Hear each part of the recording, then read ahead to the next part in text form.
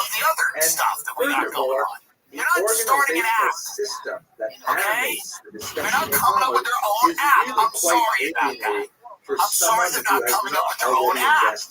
But they're not. But that's why a kid digs in, they have a cigarette outside a little because the Talmud is it's not that bad. organized around and the people that are in that situation, typical Western thought, because it doesn't they learn to kind of enjoy it. Specific. They learn that it's their routine. Paragraph breaks. It's really based more on a kind of a stream of consciousness and argumentation that spans literally centuries and literally thousands of speakers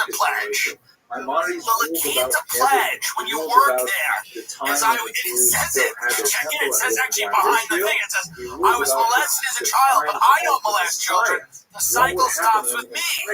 And then to the side of the hotel, they have frozen food you can eat on a little bowl of chili inside. And the nice thing is always too hard. It's always been in the freezer too long. You have to gnaw on it, kind of like a people are doing wood. It's not good, but that's what the Lakita is. People that have had meet people in this world. The fact that they're on two legs is something.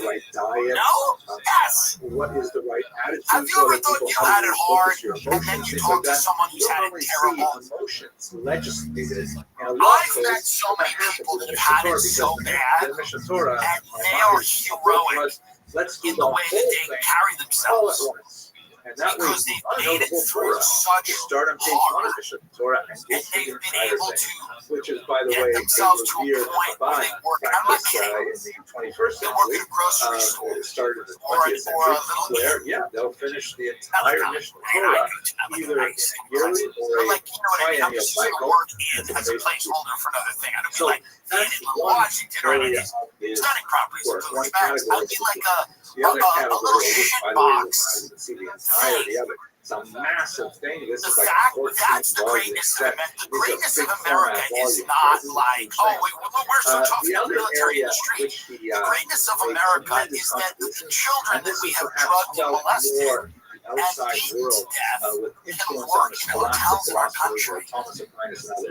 It actually is. That's what it is. Jesus said it. What you've done for the least of us, you've done also for me. It's the Bible. Designed specifically for those. That's what is our country. Is people that have had it really bad, cancer clusters, living by power lines, school shootings, molestation, beatings, satanic cults, drugs, gangs, youth violence, all of that. Those people that have grown up in those, they used to play soccer in fields littered with glass. Those children, where every scene of their life is like an episode of that Stephen King miniseries, The Stand. It's always black crows flying over their head and that old woman, Mother Abigail, on the porch going, rats in the gully. That's all these kids see is an old woman going, rats in the gully. That is what we build from in our country, and it's actually amazing that a lot of some of those people go on to do crimes. Yes, some of them do, but a lot of them don't. I've met a lot of them, and they're like very happy people. They're much happier than the spoiled cunts I know, and that'll tell you something. They're really happy. Some of those people. You ever met someone? I know people. I mean, they were passed around. I mean, it was a great fun, and it's not nice when you hear about it. I know people whose parents do drugs. I know people I know someone whose father killed the mother in front of him. And that I don't really know that person, but I know someone who knows. What I'm saying is a lot of those people have rebuilt the dark underbelly to this country. And we can't forget about those people, like those are the people that are being replaced by that guy on the iPad.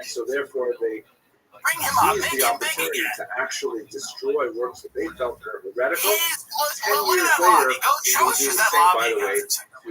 24 wagon loads. See that? It looks like a hospital.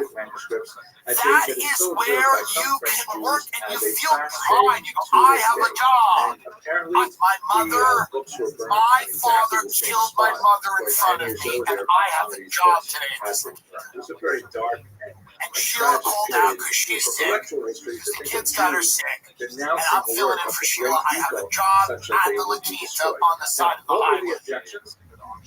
And that's why I believe in God, because God rewards all those people. I believe that. I'm hoping that's where my religion comes from. I was raised Catholic, but I believe people suffer through things like that, through the Lakitas, and, the theme parks, and public school, or whatever horrors people do. Walking people around on leashes, not for fun. I mean, like the government ones. That's bad, and I think in the afterlife, they get restating the entire it's good then. Talmud, the entire corpus They get of Jewish rewarded. law. That's the whole And he game. doesn't provide footnotes. When you He work doesn't at a shit clearly place like indicate this, when he you then go to disagrees heaven. with a different Talmudic figure. People like Let's see a little me better example and of my this. friends that Where he live in simply nice areas are going to have to like rabbis really arguing the Talmud, make an argument and as to why they he should get into inevitably heaven. chooses that one rabbi is I correct, the believe other that. rabbi I is believe. not, because he only I'll be like, presents the well, correct I opinion. did have the Now, Cajun in chicken and Maimonides' Rebbe a defense, he lot. wanted to write a simple book for And there were more other people that common were hungry. readers, such that he didn't want to burden the text with tons of argument. We're going to have to explain the concept of an He simply appetizer said, to this God. is the law. Follow this We're going law. to well Do be not eating a follow his meal other opinions. Or he before didn't the actually meal. say don't follow his other opinions. He Well, only because you wanted included to the laws try. that he felt should be followed. And that's not at all the These nature people of go this right to debate. heaven. It has If you lots work La of Quinta, back and rats in the forth. corn, And black in crows a flying sense, over it was your kind of head, like an attack playing on the soccer in entire a field of rabbinical old industry, glass, because he you're said, living in you know Florida, what? I'm you have a sure hellish you guys life, are enjoying your brother arguments, the kills yeshiva, and they're someone, wonderful, and I he's in love them jail, too. you visit You your know what? brother, People need a and guy. So therefore, I'm drag just going to write yourself all of the laws into down the here, middle which class of laws this we country. follow, and I'll leave it like that. And other rabbis, You drag particularly yourself Democrats, into said, the working hey, you poor, can't do that. You're shutting out the drag yourself into entire the working debate poor, that is endemic after all the to horrors, the Jewish intellectual tradition. all the horrors. Now, ironically, Like you see these girls that get treated in horribly, many ways, terribly, and by Maimonides, evil people. Maimonides, And because we those are still women, studying his work I believe, go 1,000 right to years heaven later.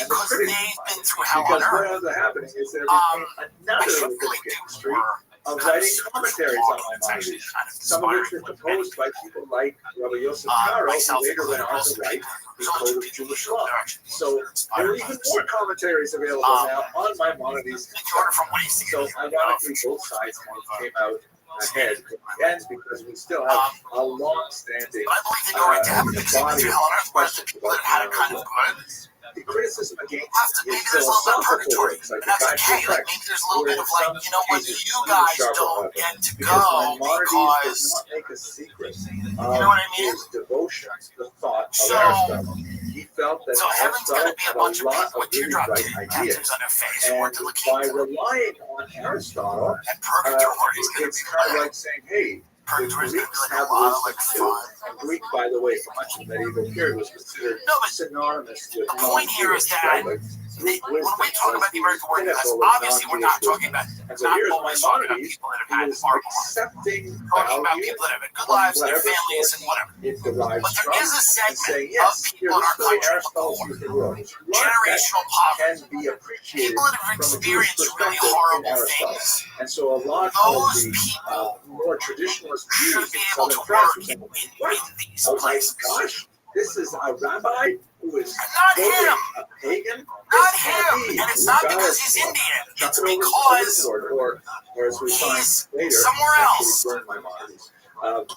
If you Maimonides work relied in La Quinta, as that Aristotle, comment or said, his keep it willingness local, to borrow fam. from Aristotle, would of And you course want a be little later local flavor in the La replicated by Quinta. many non-Jewish thinkers who But read this is going to, because let me tell you what, Maimonides this is going to work. People don't want to walk in and they turn on their wife they like. There's some guy from Pakistan on an iPad. Controversy that lasted Instead of for having to several see an hundred actual years, person. although But I think you should have to look in the eyes of an actual still person.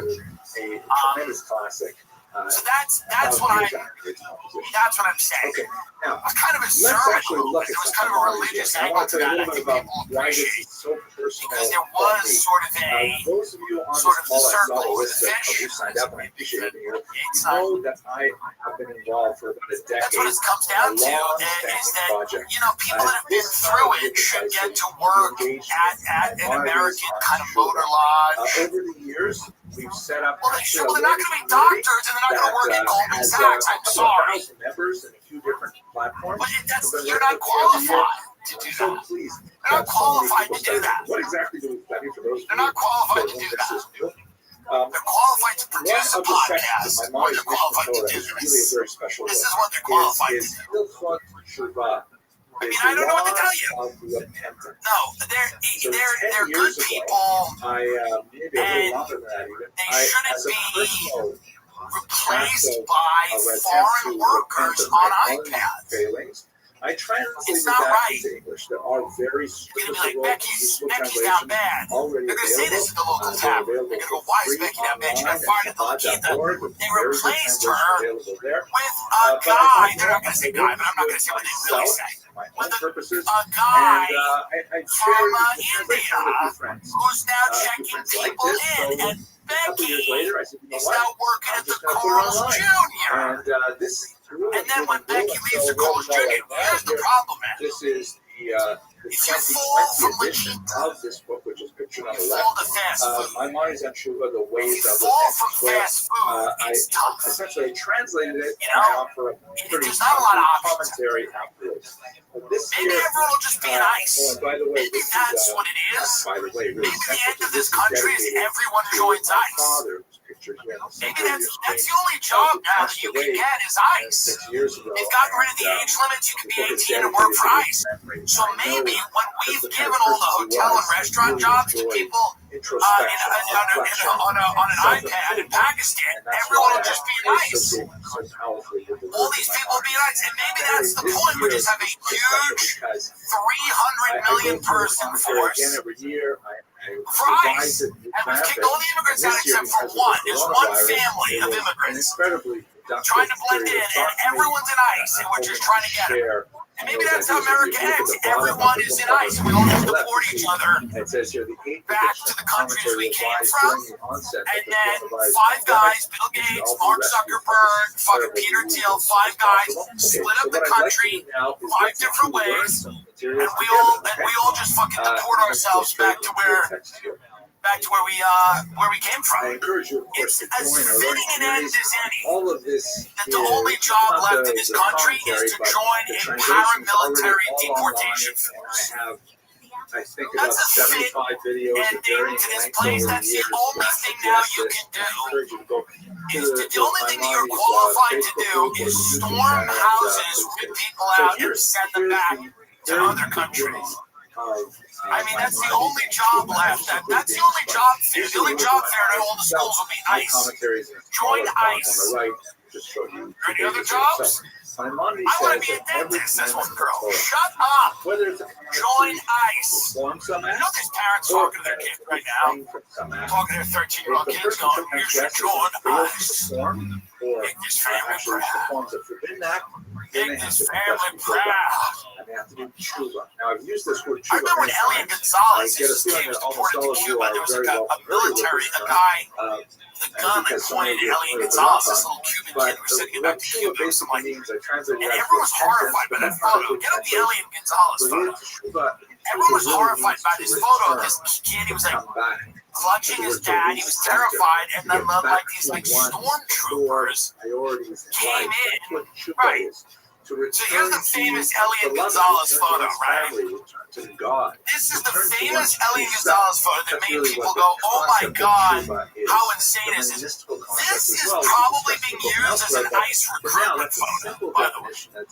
This went from like scaring the whole country to like, oh my God, what have we become? Now people are cheering this up. They want this. They want like more of this. They're like, you're not going to grow up and work in the La Quinta. You're out. What up? Several different verbs going on here. Go see Naked Gun, folks. It is good. It is important that you go see these movies. It is really important that you patronize these things. Go see Weapons. Weapons is great. I think Jews have about it's about 17 kids that go missing. Different shadings of how. Or as Israel calls it. Come on, it's two ways. It's actually two ways. The essence of confession is this. It is reflecting on. Ladies and gentlemen, welcome to Tim Dillon episode of the podcast. I'm going on not too many hours of sleep. I had a lot of fun with Tony Hinchcliffe and Gina Rosa last night in Manhattan at the Stand Comedy Club and Restaurant. Free ad for those dirtbags. No, actually, let's go to the end of the first paragraph. This is the essence of confession. And we had a great time. Best comedy club in the world, by the way. If you haven't been to the Stand Comedy Club and Restaurant, owned by 2 criminals who are dear to me, go, because it is excellent. Food is excellent. It is. So in the case of confession, the other end of the Jewish calendar, from Passover now to the holidays, Food is excellent. The comedy is provably going Only on. between you and God. This is not like a tablet confession to another human being. It's a happening, and some of it is quite to God and to yourself. Some of it is quite Focusing on excellent. how did I do last year? Truly. That is step And we one. had fun with Rosa and Hinchcliffe just talking shit, knowing having what you're fun, And and a couple of cigarettes, which I no longer do, but the throat. Of self, I don't want to say And self-immolation. tomorrow opening for Louis at Forest Hill Stadium. Louis was very nice to ask me to open for him. Did I do this right? On his tour, he's on a crazy tour all over the That's really world. what's going on. Now we look at the last paragraph of the Rambam. He says, furthermore, anyone who harms another person, Open it up. physically or And I will. financially. And I So am. in other words, we're talking about a So how transgression about that's that? not between you and God. It's a lot of fun. But if you harm someone else, if you Turning harm our attention their to financial gossip. No, I'm status, kidding. if you harm Every their week, property, you know what if you harm this? their Every week, relational state, I mean, if you it really offend them, is. then you can do all the tshuva in I mean, the world for situation is yourself. worsening, and You I don't have want to to talk make about it amends. every week, but Right? then I feel Continues. bad if Even I don't though talk he about may it. pay what But he who really owes, cares? I mean, I do a show in front of an money back to inflatable that person. cactus. Start I mean, not waiting now. and will say, Summer unless backdrop. you take But care of you know what I that, mean? Like, you're not walking what are we into doing Rosh Hashanah here? with a clean slate. Hashem but Hashem, God also, says, you gotta well, I say see you've something done about it confession, because very it's nice, not but you good. still But owe I've been 10 saying things to your about neighbor. it You for a just pay while, him back. and it doesn't need to be But that when game. you got that done, We don't need to haven't play that invested, game of you who haven't was articulated it first. to yourself, you But haven't I made have any been saying progress. things about it for a You while. will Many be people back. in the You really entertainment have to industry, go the through this industry that I am process in, first and foremost. are now saying things about it like The today. beginning of the loss of Sheba. I think And one of I'm the not most saying amazing things about this book, I was kind of like, and I why wasn't, don't have anything I, like it right in after the October book 7th, was is like, because take a minute, Maimonides will now go obviously through respond. step by step how You know, does one do I wasn't one of those How people does either. one I wasn't like repent? How on does one October apologize? 8th How does one make amends? going How do crazy you do it at if the person Quad of is far Columbia away? campus You don't know with who like that a person burqa is. What if on, you offend? Like, what if screaming you and say yelling. something wrong about a I whole wasn't doing community? any of that. You have to do tshuva to that entire community. How do you do that? am a rational adult who just kind of like, you know, you wake up, this is an you have an amazing oatmeal, step-by-step guide you know, to how whatever, to make yourself a better person. and then you kind of In go my about humble your day. It is the But first there's a lot of, guide you of know, this nature, of this complexity, of this killing detail in the on entire the social media Western now. religious tradition. I am not Sorry, there it anywhere is. near as well And versed I in don't Eastern like that. religious tradition, but I'd like to argue that one. So I say no, cut it out. Step by step.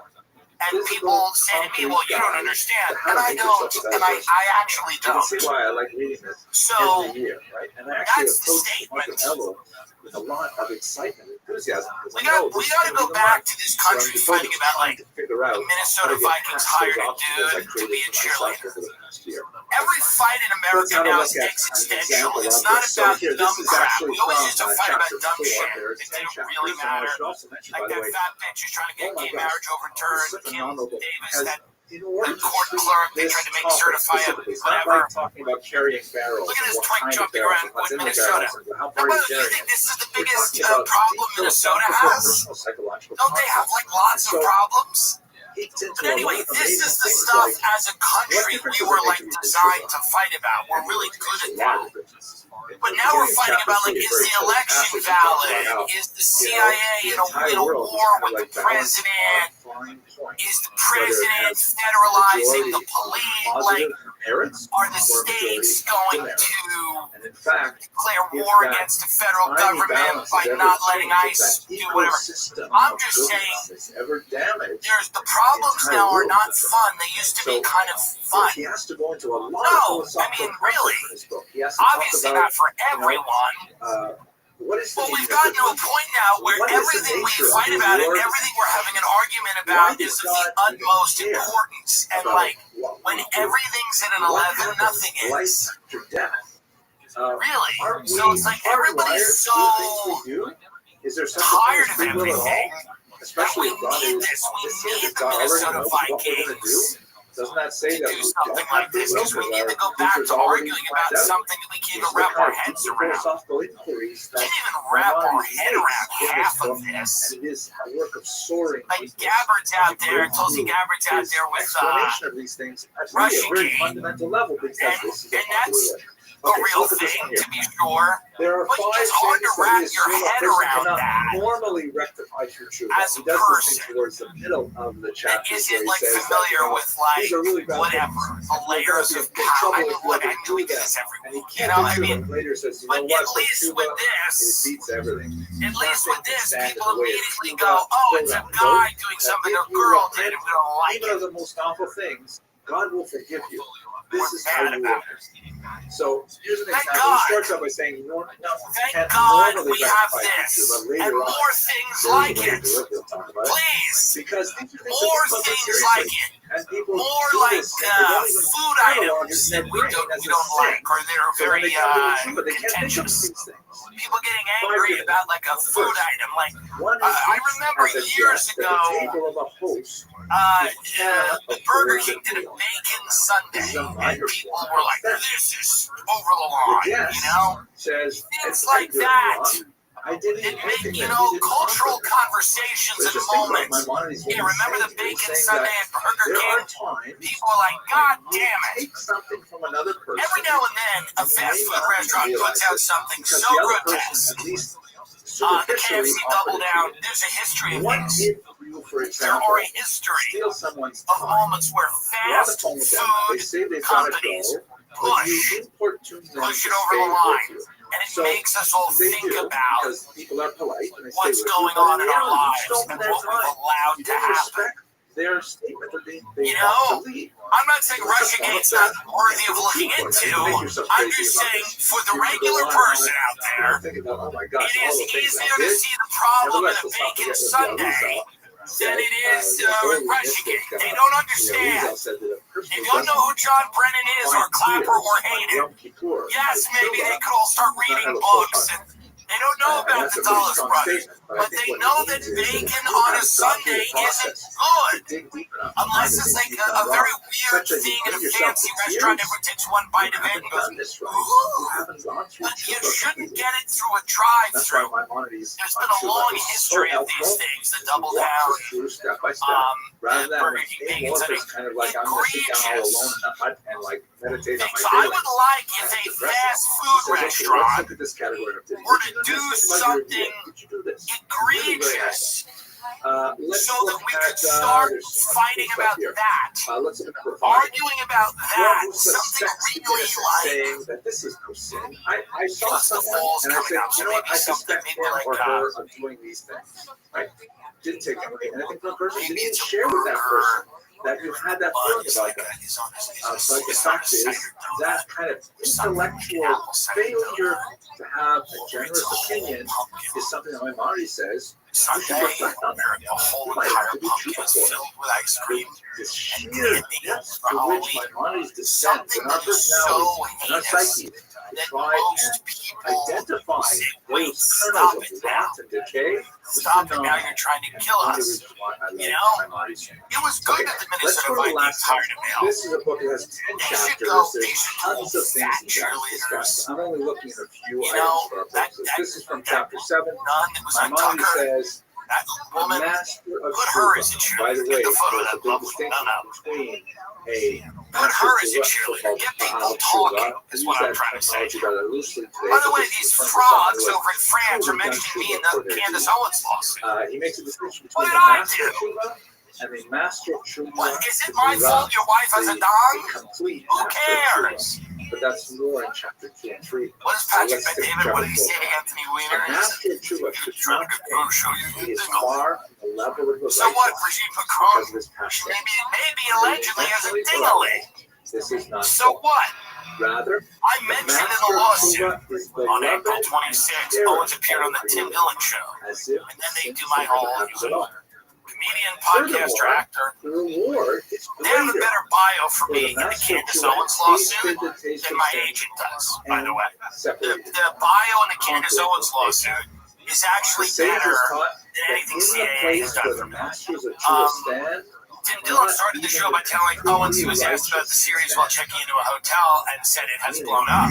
Owens replied, "Oh, everywhere. I mean, it's the most international thing I've ever done."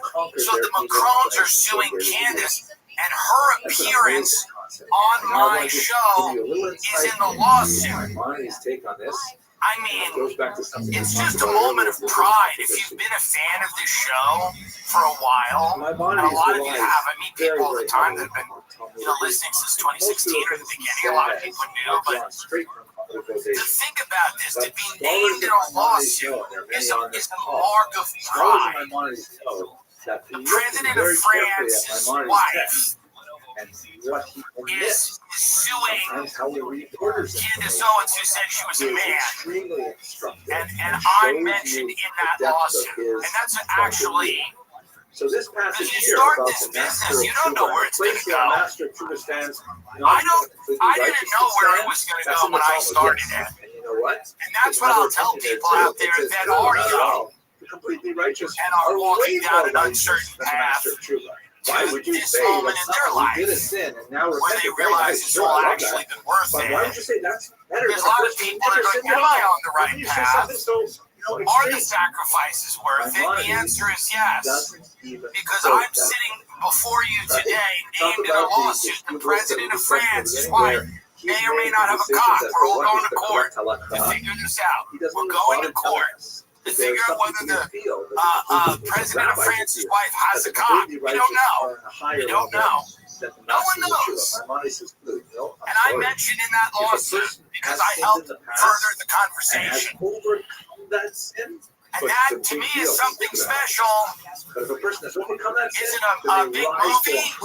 No. But what? No. Who's doing that? What we're doing is advancing an important conversation on this earth. Does the president of France's wife have a cock or not? That's what people are thinking about as their kids are laid in a hospital bed. They're not thinking about how much the bills cost. They're going, does she have a cock and what's it like? Okay, folks. I mean, that's it for. I'm just saying it's a proud moment as an American. Dylan discussed MK Ultra and similar programs. By the way, this is in a lawsuit. It's truly amazing. Like I read through it. I read the pages where I was mentioning. And it is amazing. Fantastic Just take a minute. Just zoom out for a minute. Okay? Because, by the way, and even though I was being facetious about movies, Weapons is amazing and Naked Gun is great. I saw Naked Gun and that's great. So I am not as black-pilled on movies as I was. I do believe, and I'm working on stuff, and other people I know are working on stuff, very talented people. Good evening. I think there's more to this than just, hey, there's people on the internet all the time, which is great. But there's also the ability to execute and do things well on other platforms.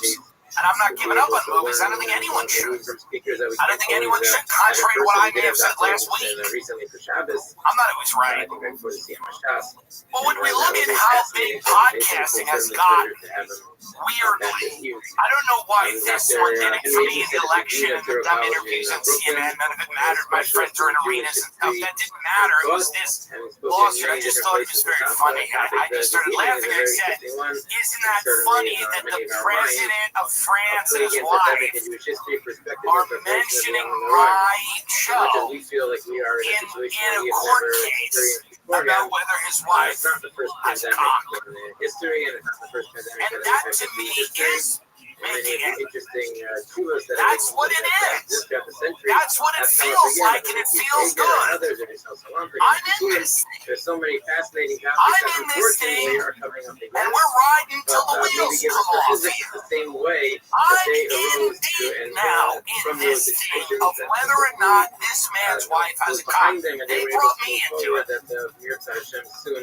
We will be able to as well. They brought me into it. You start a podcast because you think you can have a travelogue on Comedy Central. That's what I thought. I was going to get paid to travel around the world and eat things and make jokes about them on television. Because that's what every comedian wanted. Between the years of 2010, I'll give you a little comedy history that no one cares about. Between the era of 2010 and 2015, most comedians were pursuing a travelogue. everybody had been living in hellish apartments in Brooklyn or in Los Angeles, and everybody, their dream was to travel around the country, because David Tell had one called Insomniac.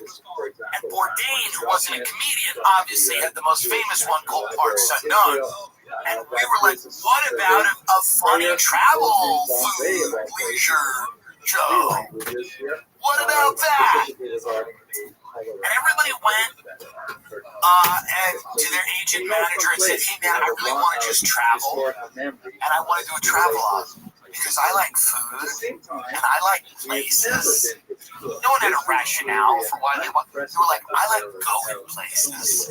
I like traveling, and we were all trying to get travelogues. So I started a podcast that allow us as a hey, my travelogue was on a tour bus because I was a tour bus guy at the time, making $15 an hour for a big bus. A lot of complaints. And then I was like, but this is going to be a travelogue where the bus is going to go to different places. I'm going to be on top of it, doing my analysis. And it's going to be great. And I'm going to make like $100,000. That was my dream. I was like, I'll make $100,000. Now, I am mentioned in a lawsuit. The president of France mentioned me in a lawsuit about whether his wife has cock. Drives us back together, and we're able to do it with things like Zoom savers. You see what can happen out there if you just focus and trust the process. Really, trust the process, because I thought I would be doing really artistic stuff. But you have to trust it. The world will find a place for you. Many people who doubt this, the world is going to find it. You don't choose it, by the way. Everything's they walk around choosing everything. It's this illusion of our society that you walk around choosing anything. Because you choose, like me and my friend just got coffee, you get to choose the little thing. You sweetener? No. You get to choose that. But you don't get to choose necessarily how the world sees you or where you fit into the world. You might walk around going, I'm Kevin Costner. But guess what? You're not. Number one, you're not. Number two, he just lost a lot of money on that dumb movie, whatever it's called, Horizon. Okay? And number three, he'd love to be in this lawsuit. He'd love it. Kevin Costner would love to be in this lawsuit about whether the president of France's wife has a cock, or a pussy, or something in between, or nothing, like a doll. We don't know. We have spent a lot of time. I got in this going, I'll have a show. I was like, I liked Curb Your Enthusiasm. I go, how funny. Isn't that funny? But you gotta trust the process. You end up where you belong, and this is such an interesting moment here. It's such an interesting moment in a cultural conversation that matters this much to people. And I know that people are gonna not get it. They're not going to get it. They're not going to get it. They go, oh, well, what are you guys doing? What are you podcasters doing that's going to stand the test of time? A lot of people are saying that. What are you, and my answer to that is fascism. That will, I'm pretty sure that'll last for a few years, but I kid. I love ethos. I mean, I cannot stop with the ethos. I'm telling you right now, when you lose someone close to you, you can't help but think about the future. Would your family be prepared financially if anything were to happen to you? The last thing you want your family to worry about is how they're going to pay the bills. With your life insurance from Ethos, your family's protected. I've talked to so many of my friends about doing this, and they've all done it. And they're all secure, and they're sleeping soundly because they know their family is going to be taken care of. The traditional life insurance process is complicated, but Ethos makes it easy. It's an online platform that gets made getting life insurance fast and easy. Protect your family's future in minutes, not months. There's no complicated process. It's 100% online. No medical exam required. You can just answer a few health questions to get a quote in as little as 10 minutes. You can get same-day coverage without ever leaving your house. Life insurance is more affordable. And you think with Ethos you can get a free quote and customize your rate. It fits your budget. You can get up to $3 million in coverage. Some policies as low as $2 a day billed monthly. Protect your family with life insurance from Ethos. Get your free quote at ethos.com/GIM. That's ethos.com/GIM. I don't love this takeover of the this militarized police. I don't love it. I do understand we have a crime problem in cities. I'm not blind to it. I get it. I see people all the time and I go, that's a problem. Not in a racial way. I'll just see someone who sparks my concern as someone who seems like they're on drugs or a shifty-looking character, you know. And I'll say somebody's got to deal with that. But it's got to be the cops, right? We don't need National Guard, or do we? I don't know that we do. All the stuff that's happening right now, the militarized police, Palantir building the list, I don't love all of this. It seems like the precursor to the next thing. And the next thing might be much worse than this one. Maybe not. But what are they? Is this thing? Get up. What is this? Big Balls got beat up. Elon Musk's guy got beat up. And then now we've got the military in DC because he tried to help a carjacking victim. Well, that's your first mistake. I don't get involved. By the way. Moving a little bit further, the first. So this guy, Big Balls, Edward Corsatine, he does something heroic. I think he tries to help a carjacking victim. Here's why I'll never help anyone. Ready? Friend of mine helps a woman getting hassled on the train. A guy takes out a knife or a box cutter, I forget, it doesn't matter. He slices my friend's face. My friend then is in court with this guy. The chick he was helping goes and testifies on behalf of the guy who was roughing her up. That was all I needed to hear. A 19-year-old man known as Big Balls who played a key role in the Doge initiative to shrink the government was assaulted over the weekend in Washington. He was assaulted by 10 juveniles near DuPont Circle around 3 a.m. on Sunday, according to a police report. 2 15-year-olds were arrested as they attempted to flee the scene. A black iPhone 16 valued at $1,000 was also reported stolen. President Donald Trump posted a photo on his social media. Now, I think this kid, not a kid, he's a dude, I think he tried to help a carjacking victim, and then he was assaulted by all these children. Well, that's what happened. Corsatine told the officers the assailants approached him outside his vehicle while he was with a woman, identified and reported as a significant other, and made a comment about taking it. Persecution from whom? He told officers that he got the other person into the vehicle just before he was attacked. So he's at 3 a.m.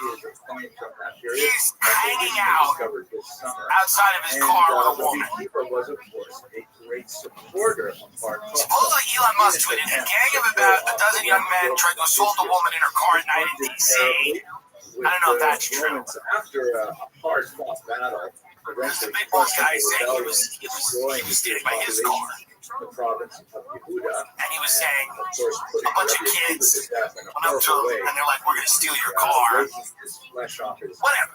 The point is, I don't know if he's heroic anymore. I'm not saying that's, I mean, whatever. He fought back against these children. It's not at all impossible to imagine that I hate the children. massacre of 24,000 like violent children running around the cities. I'm so against that. I crusaded for years, well not years, but months, against that white gang in Arizona, the Gilbert Goons. Roaming the bands of children that are violent are a problem, and I think they should go to the Ukraine. And I've said that, and I don't. And students not showing proper so now, having seen that, is what Israel's doing bad. Punishment is the same kind of way that we saw in the biblical period, and that's really what was the fundamental reason. What you're thinking, caps So on. we really can't take any. My point is this: it's a violent city. These are violent cities. The cities are violent, folks. They're just violent. What are you gonna do? I don't know that you can have you gotta beef up the police force. You don't want military. No one's gonna want to visit this country. Tourism's already dropping. Vegas hotel rooms are down like 33%. Nobody wants to be in a city where there's military everywhere. It's like after 9/11. There's some dispute over. It wasn't like great when there was just people like National Guard walking around for years after 9/11. It gives you this eerie feeling. I don't think anybody wants to really visit a city where there's just going to be like National Guard everywhere. I mean, this is now, if you visit America, this is what you see, by the way. Make this louder. If you visit the United States of America on a summer trip, this is what you get. Fundamentally altered the trajectory of European civilization and required the development of new technologies. Ironically, in many ways, it's very similar to our country. What are they doing? I mean, it really, listen, you need cops, but you gotta just have cops. You can't put the military everywhere in the city. It's like this country really does have a fascist kind of wet dream where they like the idea of the military so much. Now, we don't need a military. I respect the people in the military. They've done things that are genuinely heroic. But, like, no one in America fantasizes about the military, like, saving those girls from the Texas camp. No one thinks that, like, no one thinks that the military or the National Guard being used in that capacity of, like, oh, there's a girl being taken by the river. Got her. No one thinks that. Everyone thinks about, like, these guys just bashing the skull in of someone on the street, and everybody, and nobody thinks that will ever be them. Like nobody. It's like when all the canceling was going on, and the people that were on the top were like getting people fired and trying to get their banks to debank them, and the cancel culture is kind of goofy when I think about it now. But in the height of it, there were people that were losing their livelihoods, their lives, and couldn't get a bank account. It was crazy. They were not able to earn any money. People wanted them to not be on Uber. Like, and these weren't the craziest people. There was people that said something on Twitter somebody didn't like, wrote an article someone didn't like. And all of those people that were wielding that power never imagined that maybe that power would be used on them. They never thought that. They were never like, well, maybe if we get all these people fired, that one day they're going to find a way to take this weapon and turn it back on us and get us fired, which of course happened. And now you're like, there's people that are applauding like the military in the street and the show of strength, but does no one imagine that at any given time the government could just decide that you're an enemy of the state? Oh, you don't like... I mean, here's the other thing.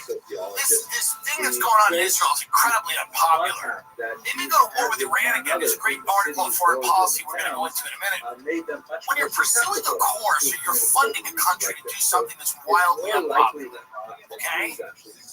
You need to start thinking about quelling the significant protests and civil unrest that you're going to have. If you throw a bunch of people off Medicare to do that, to give Israel the money to do this, people are going to get pissed. They're going to be in the streets, and then you're going to go, what are we going to, how do we handle this? Bring in the guard.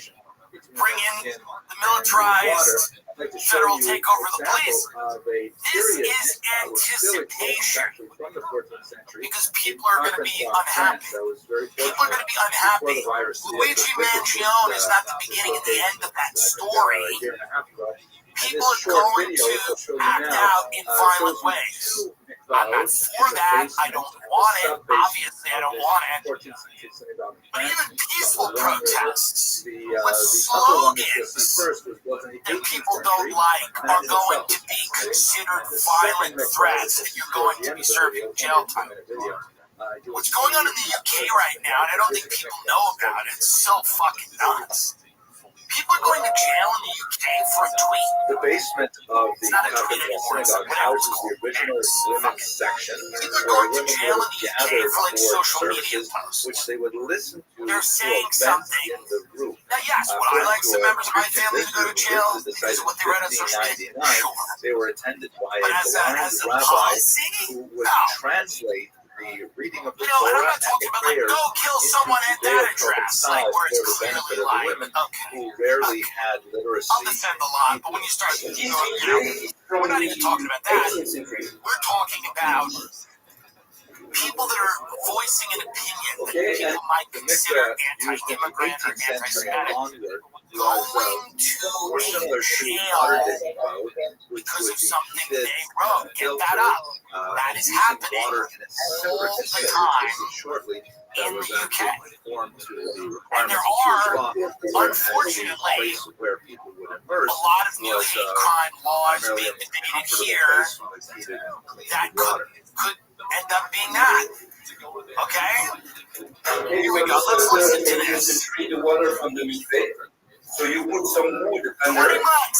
and you make it and then the water goes in the basement of the 14th 20 months, Facebook post, jail. is community mix a ritual bath. You can see that the water is quite clear from underneath. The light dusting on the top of the water is from the flecks that come off the limestone walls. Originally, of course, you would have descended. The sentence that I pass has been reduced by 1/3 to reflect your guilty plea. The sentence is one of 20 months.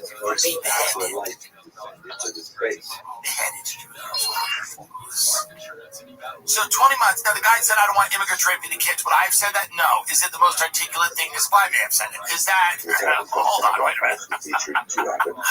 I get some bad people, but you actually said it. But no, I'm just quote tweeting him.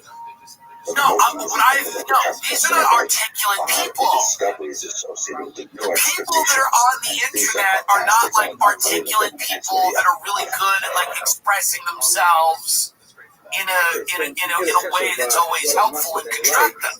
You know, when my aunt has a couple of Percocet and throws down a couple of bottles of White Zin and goes on Facebook, you know, she's not thinking about if she's going to hurt people with her words. That's what she's doing. That's part of the game. That's part of the game.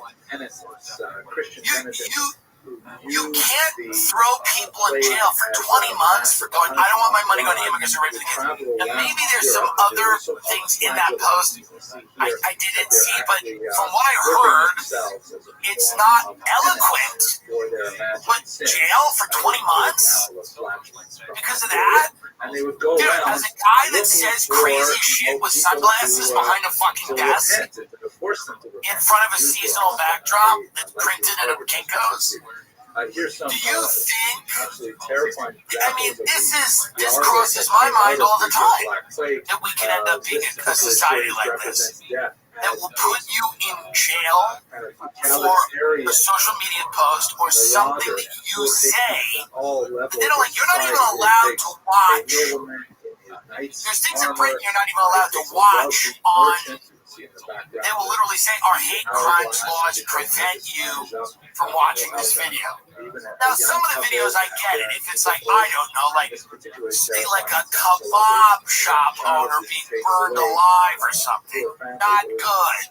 Okay, let's not do that. But some of them aren't as bad as that, and you still can't watch those. You know? You still can't watch those videos.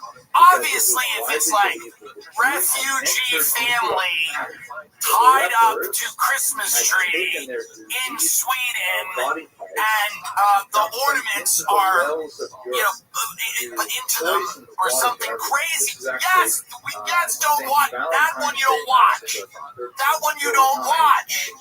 You know. You know, like, I get that one.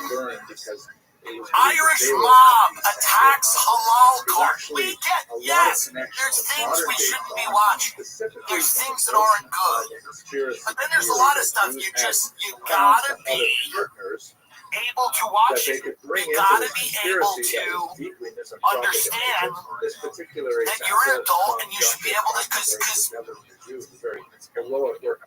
got the cops on the street that are not cops, they're the military. They've already got the National Guard on the street. They already have all your information in D.C. And now they just get to decide what is and isn't over the line. That should scare everybody. You're fucking nuts, dude. If this doesn't scare you, you're nuts. All of these things that Alex Jones, you know, and I've had Alex on, I like Alex, but all these things that Alex Jones was like worried about when I listened to him in the late 90s, early 2000s are coming to fruition. And, you know, I don't know where he is on all of that stuff, but, like, I know he's a big fan of Trump, but, like, this is everything Alex Jones always talked about. Military in the street, the FEMA camp, the tech company that monitors everything, the surveillance. This is all of that. I mean, not to sound like a fucking nut. This is everything a crackhead. And I don't even mean a crackhead like crack, but a guy smoking weed in a room with a fucking black light and a fucking, insane Nazi tattoo on his arm. I'm thinking of a very specific guy I was friends with. But this is everything that guy would have talked about. It's like, bro, there's going to be military in the street. You're going to put me in jail for fucking thoughts, man. Just say them, bro. You're going to be in fucking jail. There's going to be a fucking company that monitors everything you do, bro. Like, this is literally the wet dream of every conspiracy theorist that has ever lived, and it's happening now. And the people you think would be upset about it are kind of cheerleading it. They think it's great. So isn't that fun? Just to give you a little bit of a chill, I felt this chill. Isn't that a fun one? Hymns. Can't stop snoring or blanket stealing, but when it comes to performance, they've got you covered. Take control of ED with personalized treatments made with proven ingredients prescribed by licensed providers. Through Hims, you can access personalized prescription treatment options for erectile dysfunction like heart mints and sex RX. Plus, climate control if prescribed. Hims offers access to ED treatment options ranging from hard mints to trusted generics that cost 95% less than brand names. This isn't one size fits all that forgets you in the waiting room. Get your health and goals put first. With real medical providers making sure you get what you need in the results. To get simple online access to personalized, affordable care for ED, hair loss, weight loss, and more, visit hims.com/Tim. I mean, they got it all here, folks. That's hims.com/Tim for your free online. Visit hims.com/Tim, and it rhymes. Actual price will depend on products and subscription plan. Featured products include compounded drug products, which the FDA does not approve or verify for safety, effectiveness, or quality. Prescription required. See a website for details, restrictions, and important safety information. A Miami La Quinta Inn went viral after video shows weird virtual check-in with remote receptionists. I will say one thing about the hotel check-in process right now. It is the least pleasurable thing that you do as an adult outside of a doctor's office. A hotel check-in, for whatever reason, it's so terrible. It is so fucking long. It takes a lot of time. It's annoying. You're asked to produce all kinds of things. You're asked meaningless questions back and forth. They ask you if you need for them, if they need to explain to you like what an elevator is. They're completely, usually, not always, but they're like treating you like a child. And yet they also can't do anything at the thing. Like, you're like, can I extend my this? Can I do this? Can I do that? No, we can't do any of that. That's all done through reservations. I can't do it. I'll pay a little extra. Can you upgrade the room? I can't do any of that. I'm a prisoner. I am being filmed. I cannot do anything. I am at this desk. I can only check you in to this hotel. So of all of the different processes that are going to get automated, that one, and it's already happening. I already know people that show up at these hotels and they have an app on the phone and it opens the door. It's already going in that direction. But let's check out this. This is a virtual hotel check-in, which, by the way, right now I'm saying already it's not that bad. I've had much worse in person. Let's take a look at this. See a huge spread of Kabbalistic or remedies, sort of like devices to try and protect people from the plague. This was especially strong in the 17th century. Again, Europe at that time was really the battle of the Shabbosite speed. And many Jews were turning to these kind of extra. What's so bad about this? A very well placed in Jewish intellectual history, however. The amulets are pretty much. What's so bad about that? He's Indian? So what? But well, it's not a high-end hotel. That's a La Quinta. It's a cheap hotel. But I understand what people should. La Quinta saying we're not hiring an American to do that job. We're not going to put a physical American in that job. We're going to have someone do it from another country. Outlaw that, by the way. If Trump's going to rip all these people out of a high school graduation, outlaw that. La Quinta shouldn't be able to do that. And by the way, that was not even that bad either. But if you're going to be all American first, outlaw that. Outlaw La Quinta hiring a guy. He's probably in the next room. He's like, I'm not in there. He's like, I'm sitting in the next room. He's just in an air-conditioned room with the La Quinta. But that shouldn't be allowed. You shouldn't be able to just hire some dude to sit in India and check fucking people into a La Quinta to go cheat on their wife. You should have to look at, in the eyes of an American citizen at the La Quinta, you should have to. You should not be able to dodge the judgment of checking into that. But by the way, that's not even that fucking bad. That's not that bad at all. I've had so much worse check-ins with an actual physical human being standing in front of you. It's so much worse.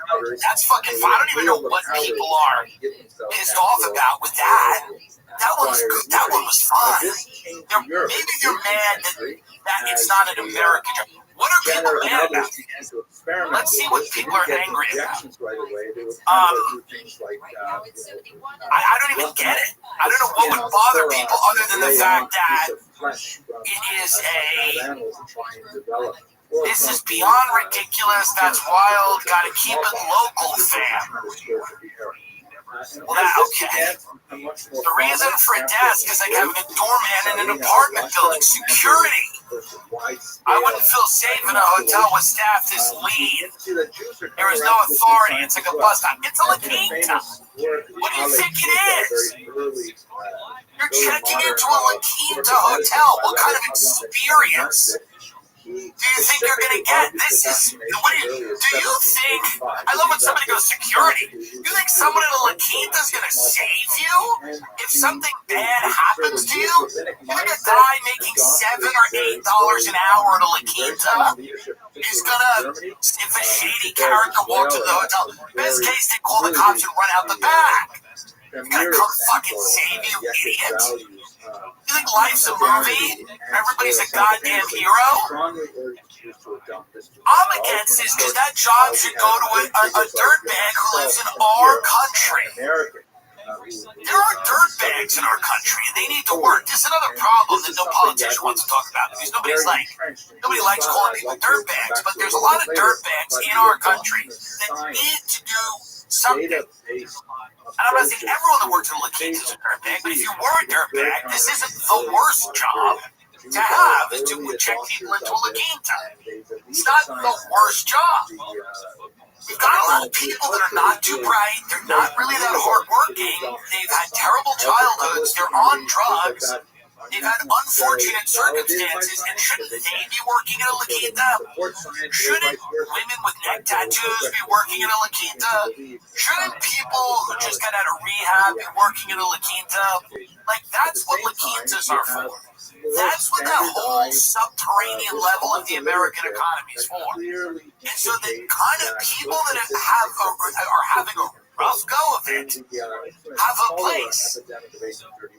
That's what it's for. Not everybody's going to thrive and excel, and not everyone's going to be mentioned in a lawsuit with President France's wife. Some people are going to have, like I, for example, was a failure up until I was, I don't know, maybe in the 30s. I'm maybe not a failure in the sense I didn't work, whatever. I wasn't like doing meth or something, but I was a drug addict. I was broke. I had a house foreclosed on. I had all of this stuff happen to me. And I went to the Quinta. But I had a lot of bad stuff going on, and I was in that world with a lot of those people, and they need jobs. They need things to do.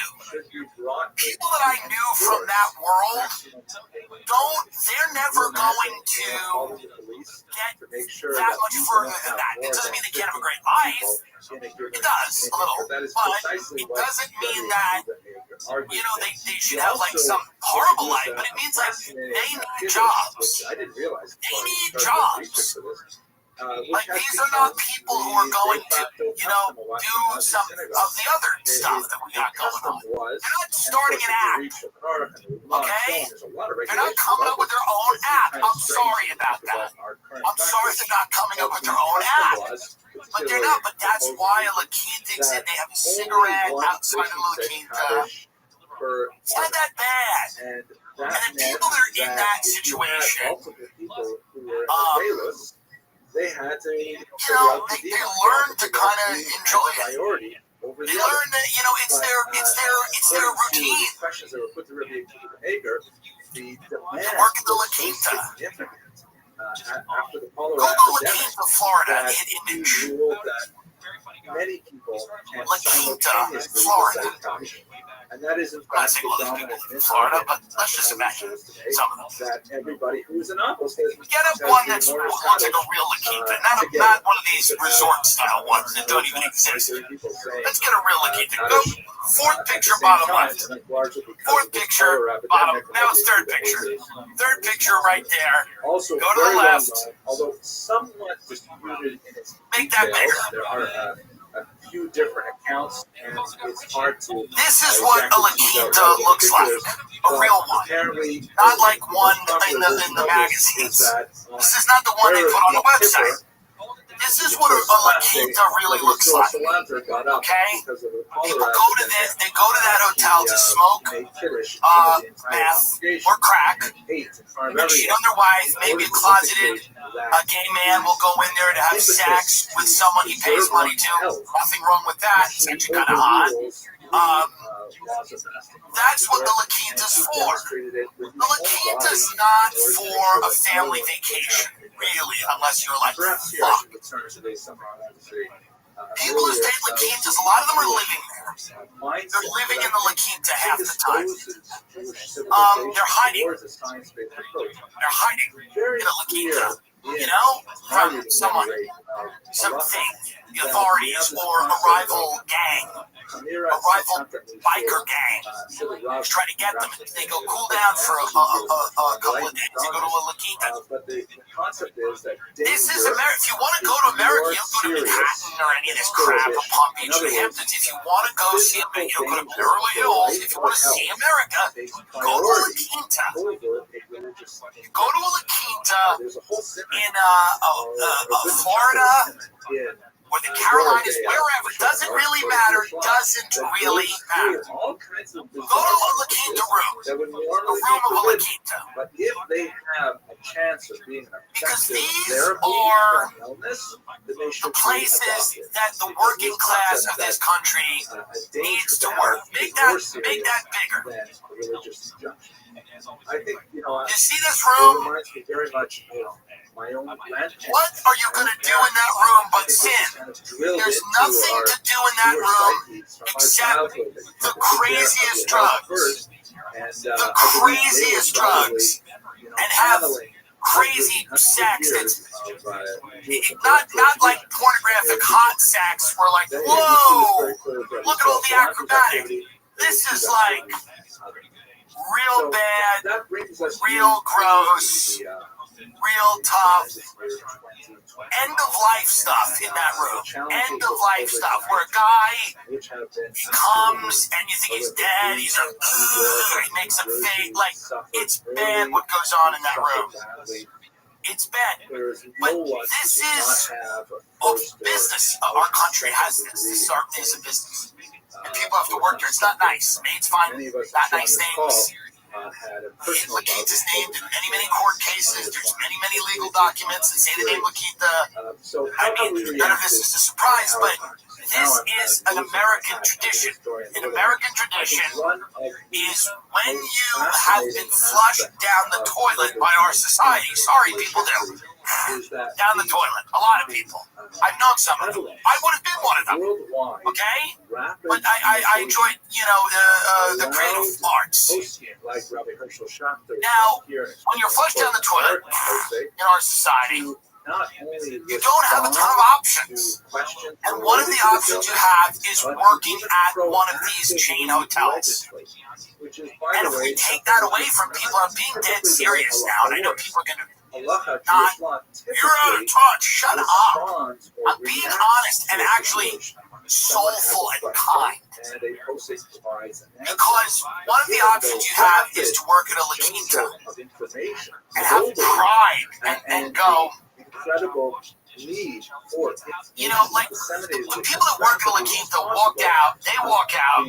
A lot of the answers the staff of La Quinta is people that go, I was molested as a kid, but I'm not molesting kids. The cycle stops with me. That's the La Quinta pledge. The La Quinta pledge, when you work there, it says it, when you check it says actually behind the thing, it says, I was molested as a child, but I don't molest children. The cycle stops with me. And then on the side of the hotel, they have frozen food you can heat up, little bowls of chili and such. And then ice cream is always too hard. It's always been in the freezer too long. You have to gnaw on it, kind of, like a big would gnaw on wood. It's not good, but that's what the La Quinta, it's people that have had, you meet people in this world, and the fact that they're on two legs is something. No? Yes. Have you ever thought you had it hard, and then you talk to someone who's had it terrible? I've met so many people that have had it so bad, and they are heroic in the way that they carry themselves because they've made it through such horror, and they've been able to get themselves to a point where they work. I'm not kidding. They work at a grocery store or a little inn. Not like not like nice kind of class, but like, you know what I mean? I'm just using the word "in" as a placeholder for another thing. I don't mean like the idiot little Washington or any of these stunning properties of Blue Ridge Mountains. I mean like a little shitbox thing. We are forced to share with you that that's the greatness of America. The greatness of America is not like, we're still trying to get the military in the street. The greatness of America is that the children that we have drugged and molested and beaten to death can work in hotels in our country. It actually is. That's what it is. Jesus said it. What you've done for the least of us, you've done also for me. To the Bible. That's what is our country, is people that have had it really bad, cancer clusters, living by power lines, school shootings, molestation, beatings, satanic cults, drugs, gangs, youth violence, all of that. Those people that have grown up in those, they used to play soccer in fields littered with glass. Those children, where every scene of their life is like an episode of that Stephen King miniseries, The Stand. It's always black crows flying over their head and that old woman, Mother Abigail, on the porch going, rats in the gall. That's all these kids see, is an old woman going, rats in the gall. That is what we build from in our country, and it's actually amazing that a lot of them, some of those people go on to do crimes, yes, some of them do, but a lot of them don't. I've met a lot of them, and they're like very happy people. They're much happier than the spoiled cunts I know, and that'll tell you something. They're really happy, some of those people. you ever met someone? I know people.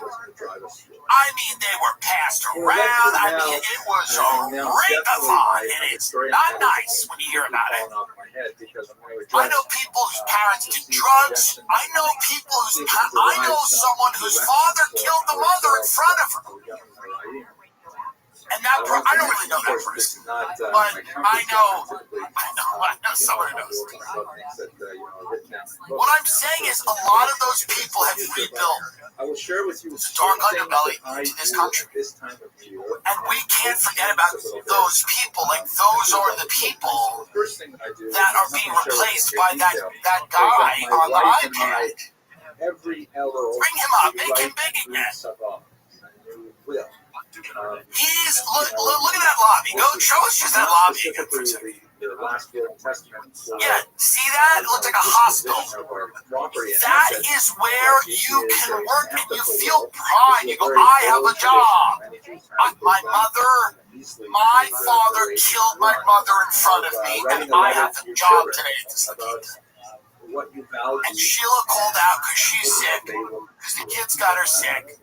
And I'm filling in for Sheila. I have a job at the La Quinta on the side of the highway. And that's why I believe in God, because God rewards all those people. I believe that. I'm hoping that's where my religion comes from. I was raised Catholic, but I believe people that suffer through things like that, through the La Quintas and the theme parks and public school or whatever, whatever horrors people do, walking people around on leashes. Not for fun, I mean, like the government wants. That's bad, and I think in the afterlife, it's good then. They get rewarded. That's the whole game. When you work in a shit place like this, you then go to heaven. People like me and my friends that live in nice areas are going to have to really make an argument as to why they should get into heaven. I believe that. I'll be like, well, I did have the Cajun chicken at La Bill McKay Lodge. And there were other people that were hungry. Anywhere in the recorded tradition, neither in written Torah, the oral Torah, the Kabbalah, nobody's We're going to have to explain the concept of an appetizer to God. People are going to go, well, we ate the meal before the meal. Well, because we wanted to try. These people go right to heaven. If you work in a La Quinta, rats in the corn, black crowes flying over your head, you're playing soccer in a field of old glass, you're living in Florida, you have a hellish life, your brother kills someone, he's in jail because your brother and you drag yourself into the middle class of this country, not the you drag yourself into the working poor, you drag yourself into the working poor, after all the horrors, Epstein, these girls have been treated horribly, terribly, by evil people, and those women, I believe, go right to heaven because they've been through hell on earth. I should really do more kind of spiritual talk. It's actually kind of inspiring many people. Myself included, but also people, there's only two people in the room that are actually inspired by this.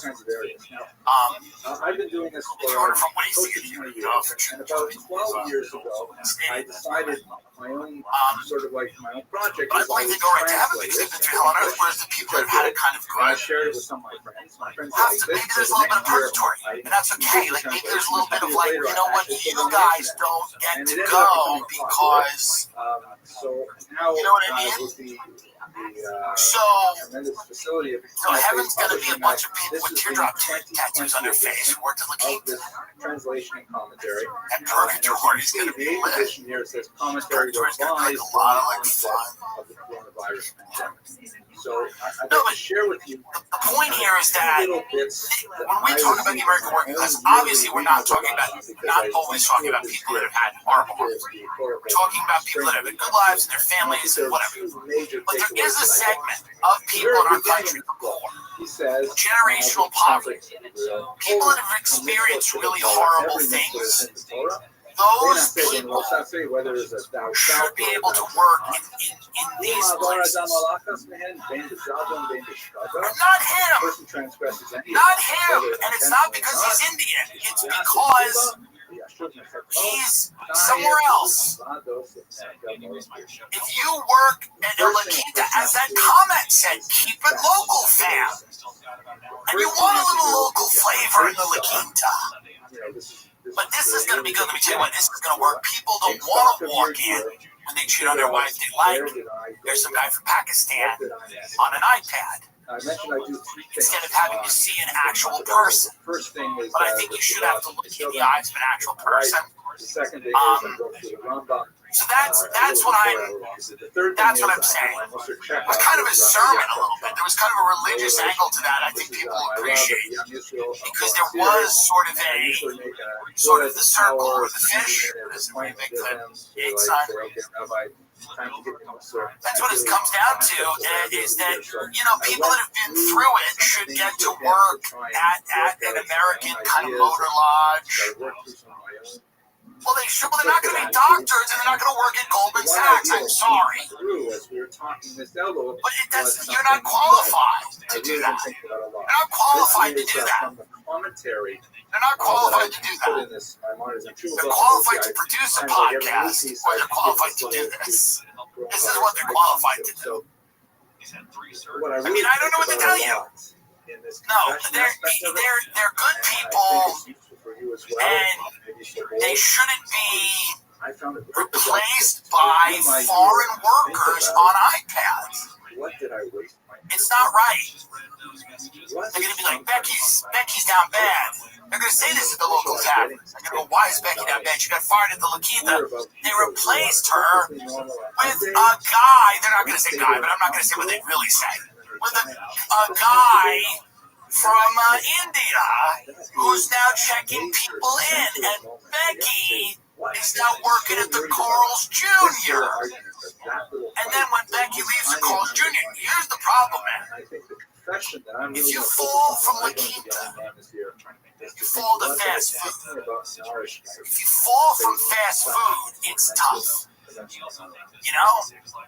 not a lot of options. Second element that I'd like to share with maybe everyone will just be an ICE. Maybe that's what it is.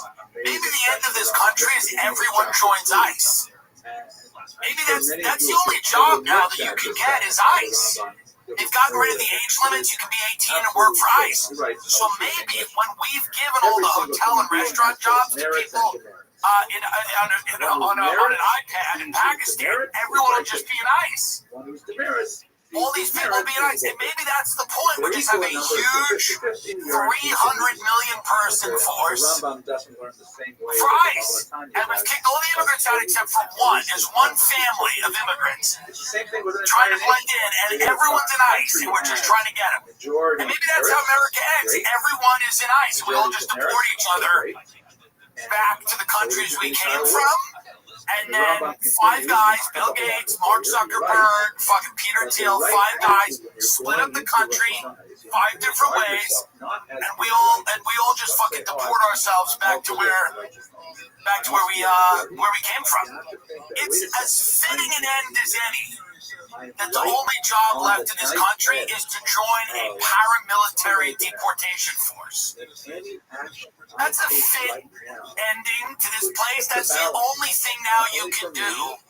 The only thing that you're qualified to do is storm houses, rip people out, and send them back to other countries. I mean, that's the only job left. That's the only job fair. The only job fair at all the schools will be ICE. Join ICE. Are there any other jobs? I want to be a dentist, says one girl. Shut up. Join ICE. There's parents talking to their kids right now. Talking to their 13-year-old kids going, you should join ICE. Make this family proud. Make this family proud. Here's my commentary. I remember when Elian Gonzalez, his came deported to Cuba, there was a guy with a gun. Elian Gonzalez, this little Cuban, sending it back to Cuba. And everyone was horrified by that photo. Get up the Elian Gonzalez photo. Everyone was horrified by this photo of this kid. He was like clutching his dad. He was terrified. And stormtroopers came in. Right. So here's the famous Elian Gonzalez photo, right? This is the famous Elian Gonzalez photo that made people go, oh my God, how insane is this? This is recruitment photo, by the way. This isn't, this went from like scaring the whole country to like, oh, what have we become? And now people are hearing this and they want it. They want like more of this. Like, you're not going to.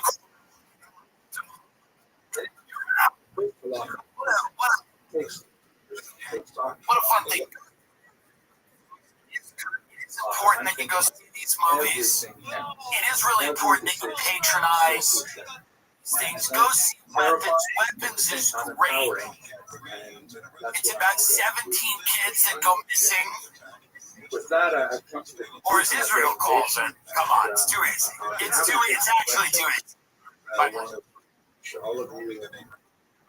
Ladies and gentlemen, welcome to the Tim Dillon episode of the podcast. Going on not too many hours of sleep. I had a lot of fun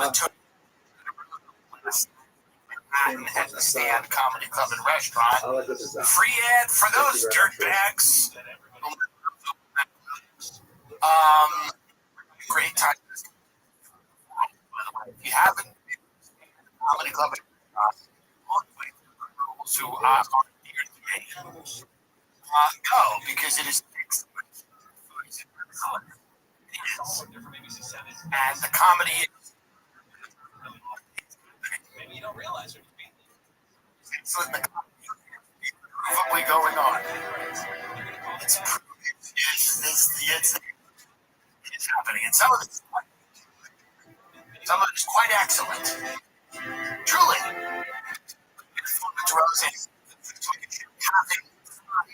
Had a couple of cigarettes, which I no longer do. The Throat. And tomorrow opening for Rothschild Stadium. Louis was very nice day. On his tour, he's on a crazy tour with Pete Diddy. And our tour put it up. And I am. So how about that?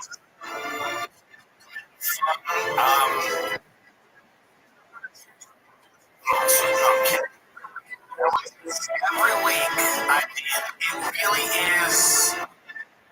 I mean, the situation. I don't want to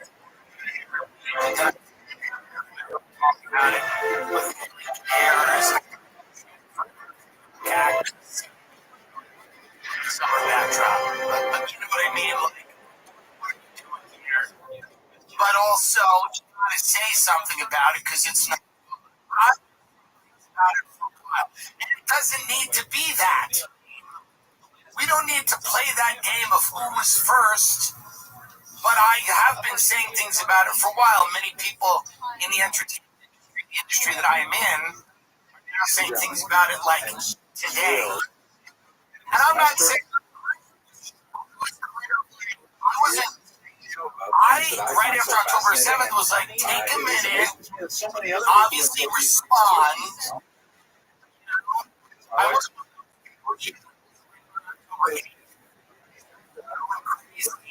in the quad of Columbia campus with like a burqa on, screaming and yelling. I wasn't doing it. Rational adults who just kind of like have an oatmeal. It's great to see comedy. And then you kind of go about your day. There's a lot of is one that I've killing because social have a strong sort of like personal. Sorry, there is. As you can. I don't like that. Your sense of so it's cut it out. So don't and know people a lot will say to me, well, you don't understand. And I don't. And I actually don't. People speak about So that that's I the statement.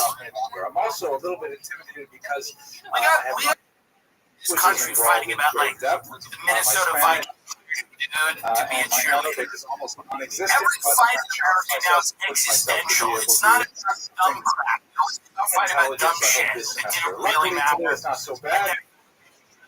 America overturned Kim Davis, that whatever. Graduate days, so Look at this. That said, You think this is the biggest problem Minnesota Minnesota has? give you an overview of what They have like lots of problems. the topic Anyway, is. this is stuff as a country we were like designed to fight about. Now we're fighting about like is the election valid? Is the CIA in a war with the president? Is the president federalizing?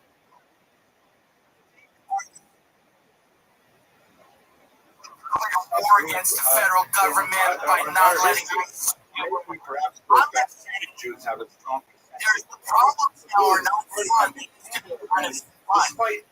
No, really. Obviously not for everyone. But we've gotten to a point now where everything we fight about and everything we're having an argument about is utmost importance, and like when everything's at an 11, nothing is. Really? So it's like everybody's so tired of everything that we need this. We need the Minnesota Vikings to do something like go back to arguing about something that we can't even wrap our heads around. Can't even wrap our heads around. Like Gabbard's out there, Tulsi Gabbard's out there with Russiagate, and that's it's hard to wrap your head around that. Is it like familiar with like whatever the layers of power? You know, I mean, but at least with this, people immediately go, "Oh, it's a guy doing something a girl did. We don't like it." The point of all of this, the reason why we do this, besides the fact that it's really fun to talk about Jewish history, is that we want to raise Thank funds God for our we have undergraduate this students. and more things. Results, and we have More things like it. to spend More like food items that we don't like, or they're very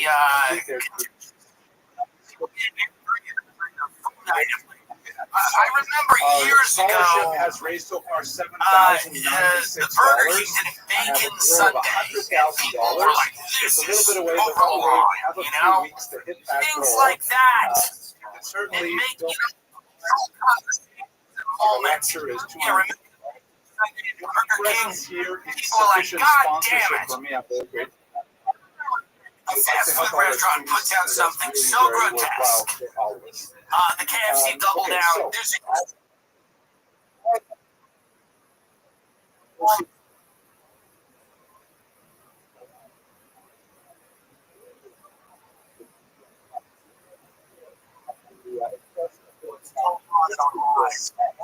loud period. We're going to concentrate especially on the Jews. I'm not saying Russiagate's. You know, I'm just saying for the regular person there, it is easier to see the problem is Russiagate. They don't understand. They don't know who John is.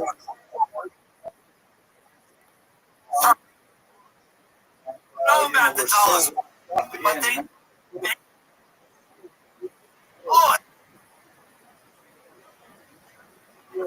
restaurant never takes one bite of it. The larger historical picture. But you shouldn't get it through a drive-through. There's been a long history of these things. The Double Down. It's an egregious friendship and amity. So I would like if a fast food restaurant were to do something egregious so that we could start fighting about that, arguing about that, really like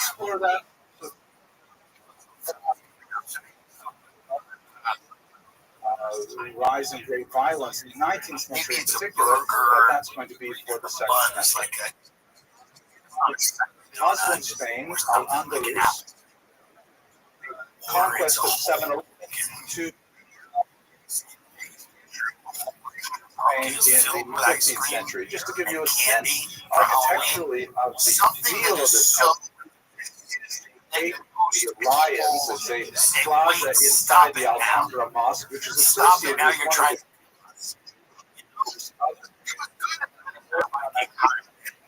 Samuel remarkable figures, unique in Spain in many ways, who she as a secular individual, put her as politics, and a photo of that lovely military. He was the commander of the armed Put her as get people talking is what I'm trying to say. By the way, these frogs over in France are mentioning me in the Candace Owens. Is it my fault your wife has a dog? Another view of the Lions. Patrick, but so what, Brigitte Macron? Maybe allegedly is a ding-a-ling. So what? I mentioned in the lawsuit. These six poets appeared on the Tim Dillon show, and then they do my whole comedian, podcaster, actor. They have a better bio for me in the Candace Owens lawsuit than my agent does, by the way. The bio in the Candace Owens lawsuit is actually better than anything CAA has done. And also out to the Tim Dillon, he was asked about this. He said it has blown up. Owens replied, "Oh, everywhere. I mean, it's an international thing. I've ever done. Owens are suing Candace. Her appearance on my show. I mean, it's just a moment of pride. If you've been a fan of this show for a while, and a lot of you have. I meet people all the time that have been listening since 2016 or the beginning. A lot of people are new, but the thing about this, to be named in a lawsuit is a mark of pride. President of France's wife is suing Candace Owens, who said she was a man, and I'm in that lawsuit. And that's actually, because you start this business, you don't know where it's going to go. I didn't know where it was going to go when I started it. And that's what I'll tell people out there that are young and are walking down an uncertain path in their life, where they realize it's all worth it. There's a lot of people sacrifices worth. Very proud, because I'm sitting before you today. The president of France is white. They don't have a cock. We're all going to court to figure this out. We're going to court to figure out whether the president of France's wife has a cock. We don't know. We don't know. No one knows. And I mentioned in that lawsuit because I helped further the conversation. Secular and religious. And that to me is something special. That we find in Spain. Is it a big movie? Who can't know? What? No. Who's doing that? What we're doing is advancing an important conversation in this on this earth. Does the president of a cock or not? That's what people are thinking about as their kids are laying in a hospital bed. They're not thinking about how much the bills cost. They're going, does she have a cock or what's it like? The religious, that is a very balance to strike anywhere else. I'm just saying it's a proud moment as an American. Dylan discussed MK Ultra, similar program. By the way, this is a lawsuit. It's really amazing. I read through it. I read the pages where I was mentioning. The arts and so on. You don't find most people. Take a minute. Just zoom out for a minute. Okay? Because, by the way, and even though I was being facetious about movies, Weapons is amazing, and Naked Gun is great. I saw Naked Gun, and that's great. So, I am not as black-pilled on movies as I was. I do believe it. I'm working on stuff, and other people I know are working on stuff, very talented people. I think there's sometimes their exploration of secular there's culture more is to this quite than surprising just, by religious hey, standards. For there's example, people on the internet all the time, which is great. aforementioned Shmuel ibn But Agrella, there's one also of things, the by ability way, to execute and do things Islamic well Spain, on other platforms. And I'm not giving up on movies. I don't think anyone should. I don't think anyone should, contrary to what I may have said last week. I'm not always right. But when we look at how big podcasting has gotten, weirdly, I don't know why this one did it for me, the election and the dumb interviews at CNN, none of it mattered. My friends were in arenas and stuff, that didn't matter. It was his lawsuit. I just thought it was very funny. I just started laughing. I said, isn't that funny that the president of France and they would have poetry are slams. mentioning my in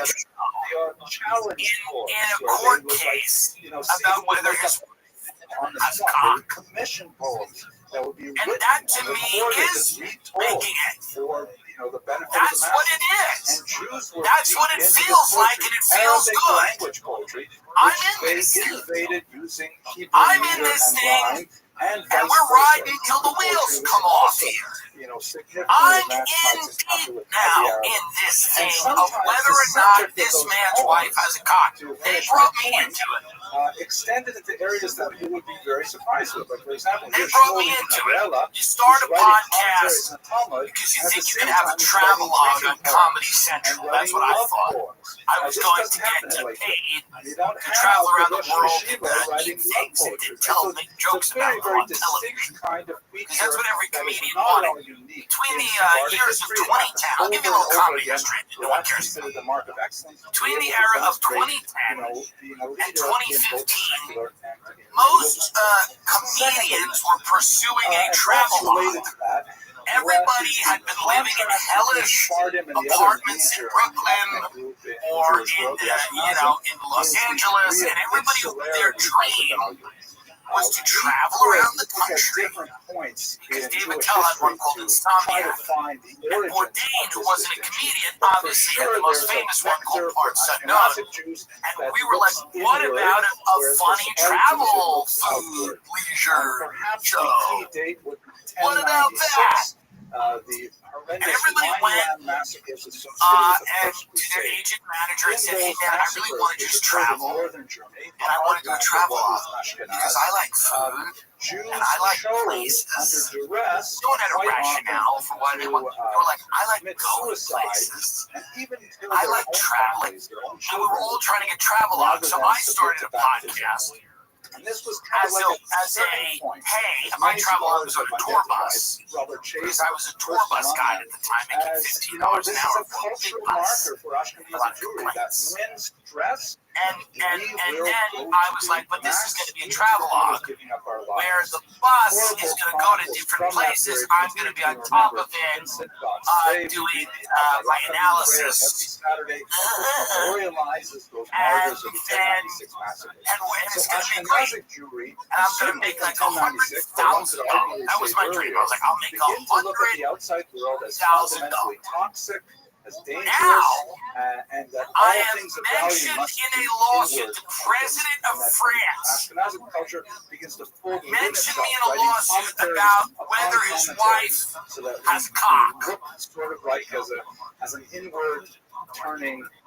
You see what can happen out there if you just focus and trust the process? Really, trust the process, because I thought I would be doing really artistic stuff. But you have to trust it. The world will find a place for you. Many people doubt this. The world is going to find it. You don't choose it, by the way. Everything's named walk around choosing everything. It's this illusion of our society that you walk around choosing anything. Because you choose, like me and my friend just got coffee, you get to choose a little thing. You know, sweetener? No. You get to choose that. But you don't get to choose necessarily how the world sees you or where you fit into the world. You might walk around going, I'm Kevin Costner. But guess what? You're not. Number one, you're not. Number two, you just lost a lot of money on that dumb movie. whatever it's called, Horizon. By hiding it Okay? in YouTube, by maintaining And number three, he'd love to be in this lawsuit. He'd love it. A tremendous level of Kevin Costner spiritual would love to be in this lawsuit about whether the president of France's wife has a cock, mimicking or a pussy, or disguising something in between, in order or to nothing, adapt to the like a threat. doll. Whereas for the Ashkenazi Jews, We don't know. It's a very different kind of direction that I got in this going, I'll have a show. Just a I was couple like, of I like ideas Curb Your behind the Enthusiasm. I go, how Iberian funny. conception. Isn't What that I'd like funny? to do over the But you gotta trust the process. You end up where you belong, and this is such an interesting moment. Another difference that It's is such an extremely interesting important moment to be remember in a cultural conversation. is the fact that It matters for this most of much its history, to the people. Sephardic Jewry was on the periphery. You know, and I know of that the people are Jewish gonna world. And there are a lot of things that not you get can it. do when you live on the periphery that you can't do They're not if you gonna live in the get it. center. So what is the center? They're not gonna get it. They go, what are you guys doing? What are you podcasters doing that you stand the test of time? A lot of people are saying that.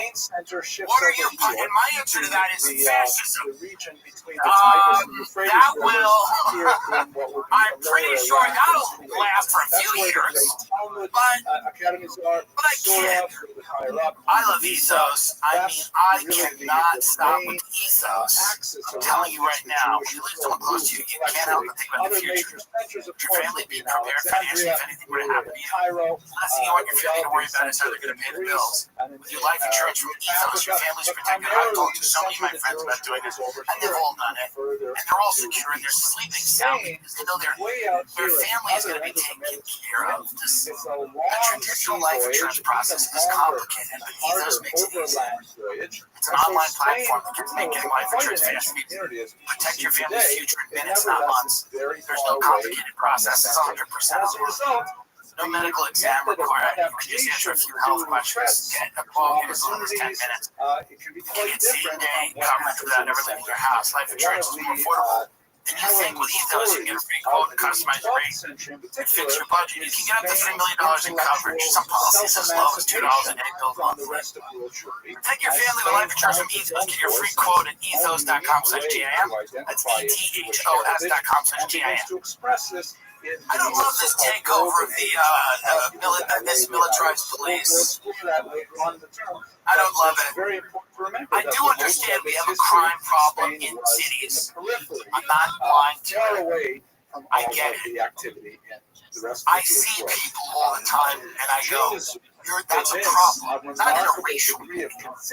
I'll just see someone who sparks my concern. As someone who seems like they're on drugs or a shifty-looking character. And I'll say, somebody's got to deal with that.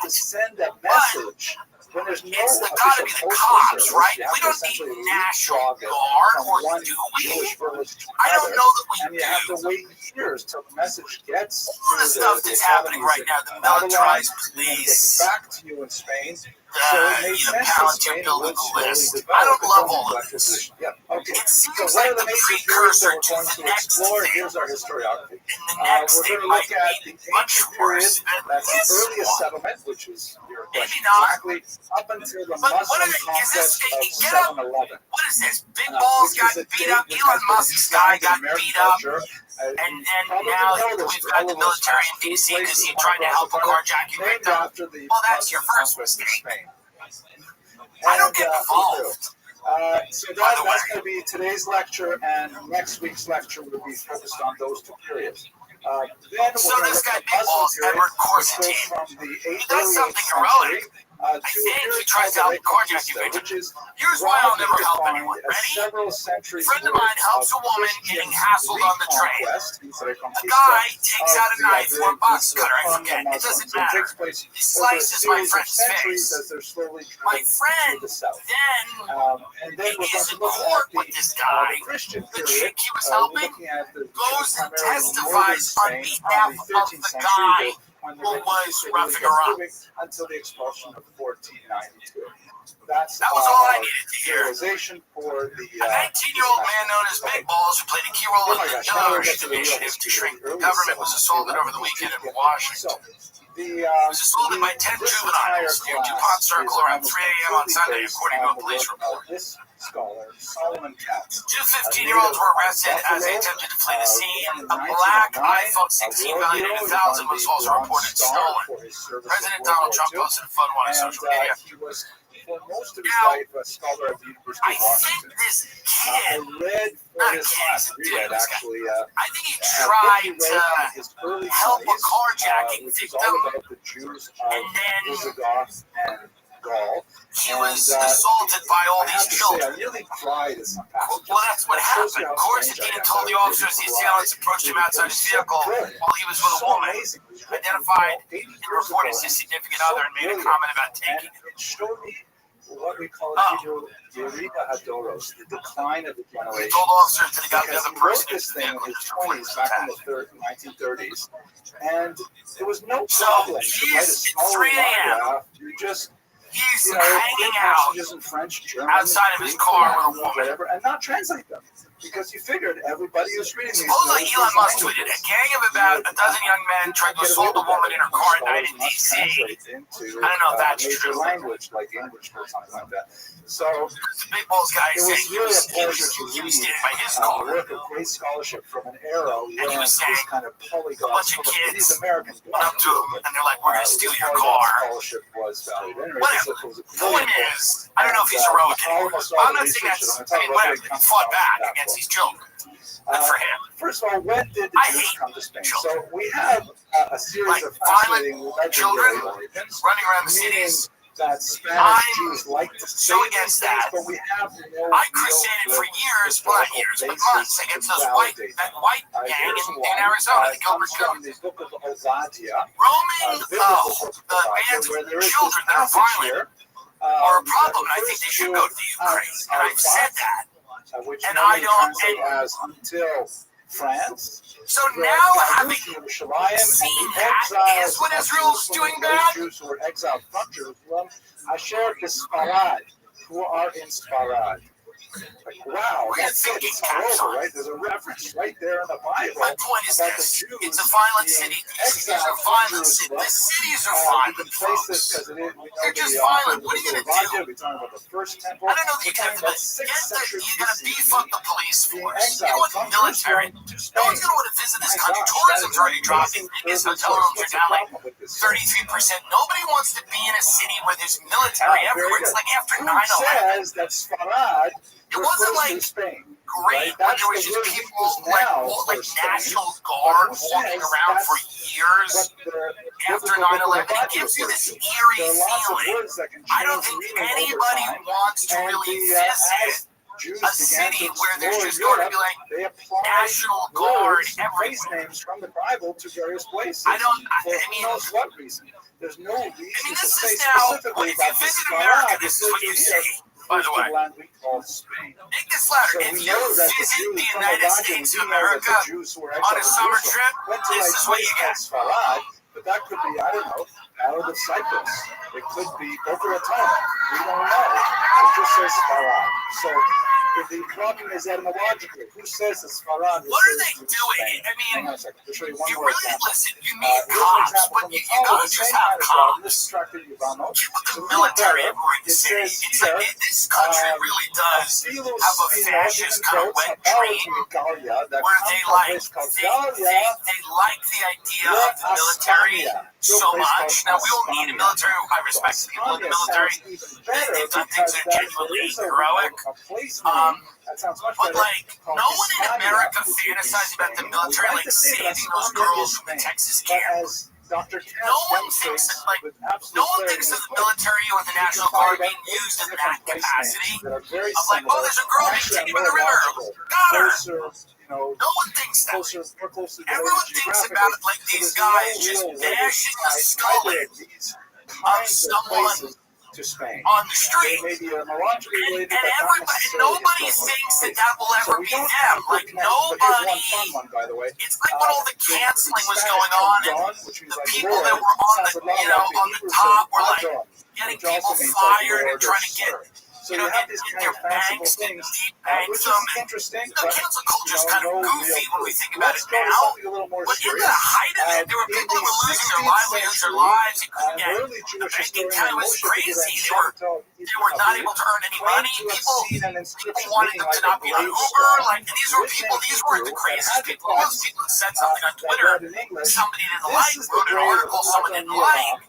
And all of those people that were wielding that power never imagined that maybe that power would be used on them. They never thought that. They were never like, well, maybe if we like get all these people fired, that one day they're going to find a way to take this weapon and turn it back on us and get us fired, which would of course happen. And now you're like, there's people that are applauding like the military in the street and the show of strength, but does no one imagine that at any given time the government could just decide that you're an enemy of the state? Or you don't like... I mean, here's the other thing. This thing that's going on in Israel is incredibly unpopular. They may go to war with Iran again. There's a great article on foreign policy we're going to go into in a minute. When you're pursuing a course or you're funding a country to do something that's wildly unpopular, okay? You need to start thinking about quelling the significant protests and civil unrest that you're going to have. If you throw a bunch of people off Medicare to do that, to give Israel the money to do this, people are going to get pissed. They're going to be in the streets. And then you're going to go, how do we handle this? Bring in the guard. Bring in the militarized federal takeover of the police. This is anticipation. Because people are going to be unhappy. People are going to be unhappy. Luigi Mangione is not the beginning and the end of that story. People are going to act out in violent ways. I'm not for that. I don't want it. Obviously, I don't want it. But even peaceful protests with slogans that people don't like are going to be considered violent threats, and you're going to be serving jail time. What's going on in the UK right now, and I don't think people know about it, it's so fucking nuts. People are going to jail in the UK for a tweet. It's not a tweet anymore, so whatever it's called, X. People are going to jail in the UK for like social media posts. They're saying something. Now, yes, would I like some members of my family to go to jail because of what they read on social media? Sure. But as a policy, no. You know, and I'm not talking about like, go kill someone at that address, like where it's clearly like, okay, I'll defend a lot, but when you start, you know, we're not even talking about that.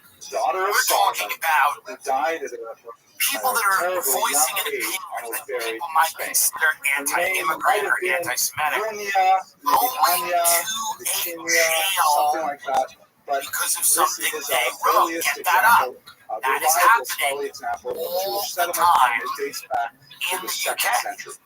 And there are, unfortunately, a lot of new hate crime laws being debated here that could end up being that. Okay? Here we go. Let's listen to this.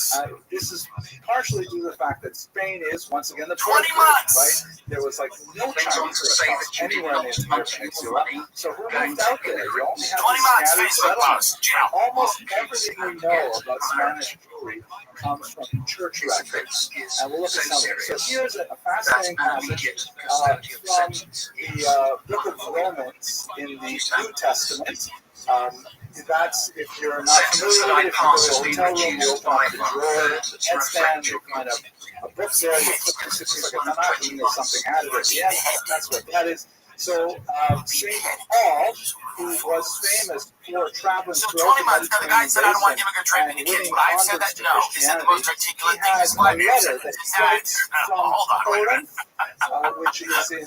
I can just imagine people like, you actually said it. Writes a letter to But the Jewish Christian community of quote Rome. tweeted Jewish-Christian. No, these are not articulate There's people. not a clear distinction between who is Jewish People and that who is are on Christian. the internet are not like articulate people that are really good at like expressing themselves in a way that's always helpful and constructive. You know, when my aunt has a couple of Percocet and throws down a couple of bottles of white gin and goes on Facebook, you know, she's not thinking about if she's going to hurt people with her words. That's what she's doing. That's part of the game. Clearly said Spain using language that was common for that time. And throw people in jail for 20 months for going, I don't want my money going to immigrants. Now maybe there's some other things in that post I didn't see, but from what I heard, it's not eloquent. What? Jail for 20 months? Because of that? Dude, as a guy that says crazy shit with sunglasses behind a fucking desk in front of a seasonal backdrop that's printed in a Picos, do you think? I mean, this crosses my mind all the time, that we could end up being a society like this. That will put you in jail for a social media post or something that you say. You know, like, you're not even allowed to watch. There's things in Britain you're not even allowed to watch on. They will literally say our hate crimes laws prevent you from watching this video. Now, some of the videos I get it. If it's like, I don't know, like, see like a kebab shop owner being burned alive or something. Not good. Okay, let's not do that. But some of them aren't as bad as that, and you still can't watch those. You know, you still can't watch those videos. Obviously, if it's like refugee family tied up to Christmas tree in Sweden, and the ornaments are, you know, put into them or something crazy. Yes, don't watch that one. You don't watch that one. You don't watch. You know. That clearly referred to, like, I get that one. Irish mob attacks halal cart. Yes, there's things we shouldn't be watching. There's things that aren't good. But then there's a lot of stuff you gotta be able to watch it. You gotta be able to understand that you're an adult and you should be able to, because obviously there must have been some kind you've already got the cops on the street that are, they're not cops, they're the military. You've already got the National Guard on the street. They already have all your information from DC.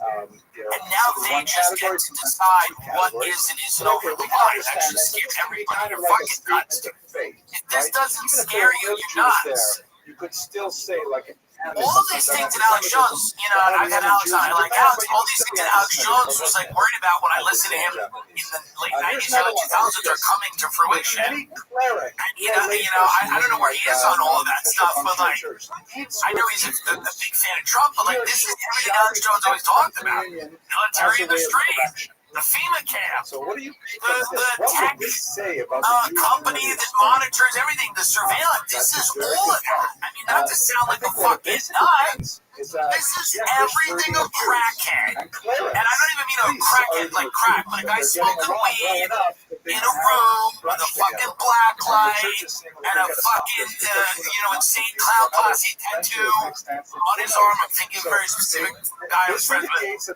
But this is everything that guy would have talked about. That they are eating with. Here's my favorite. Military in the street. Okay, landlords are not to allow Jews to bless the Such an action would make our blessing invalid, and this is the church writing this. Anyone who teaches practices to be expelled from the church. So the wet dream of every conspiracy theorist that has ever lived in happening now. And the people you think would be upset about it are kind of cheerleading it. They think it's great. So isn't that fun? Christian peasants, and it's the beginning of the prophecy. Isn't that a fun one? Look at that. We're finding now we better do everything right. Can't stop snoring or blanket stealing, but when it comes to performance, they've got you covered. Take control of ED with personalized treatment with proven ingredients described by licensed providers. Through HIMS, you can access personalized prescription treatment options for erectile dysfunction like hard mints and sex RX.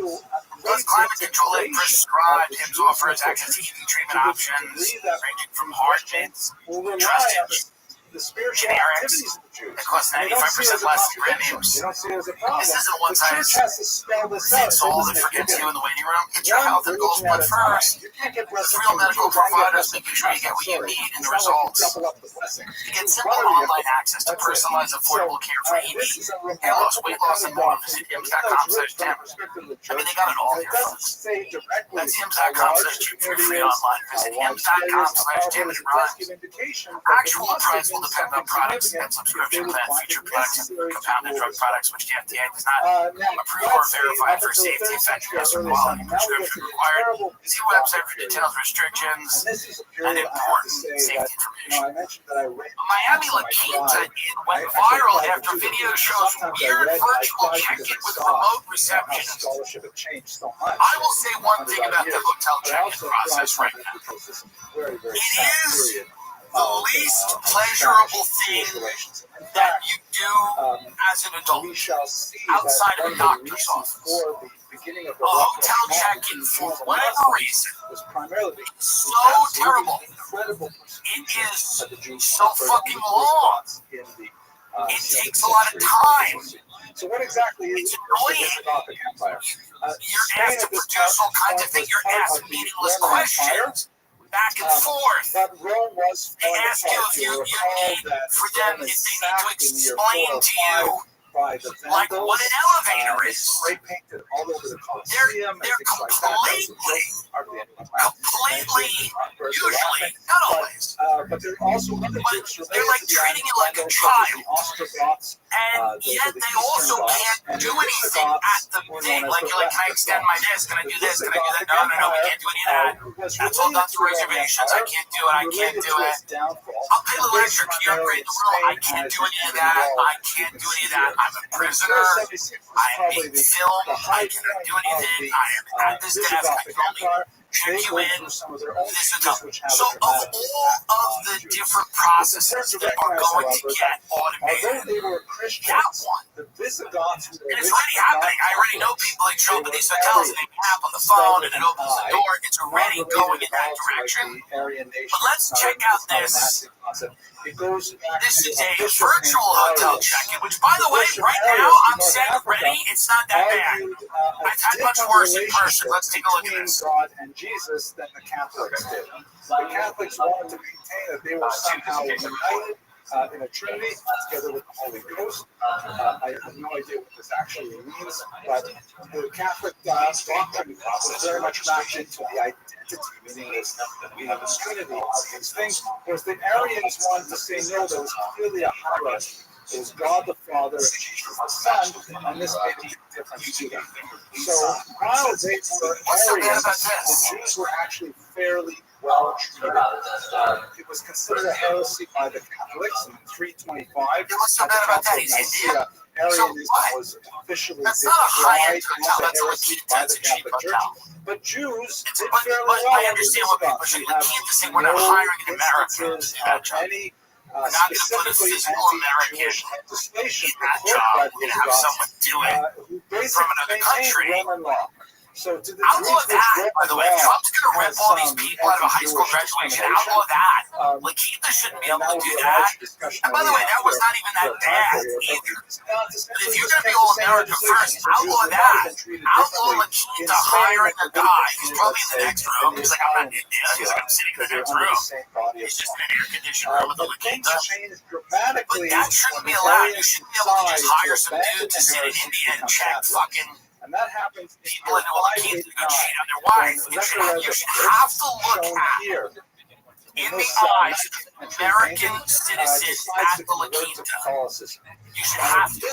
You should not be able to dodge the judgment of checking in. But by the way, that's not even that fucking bad.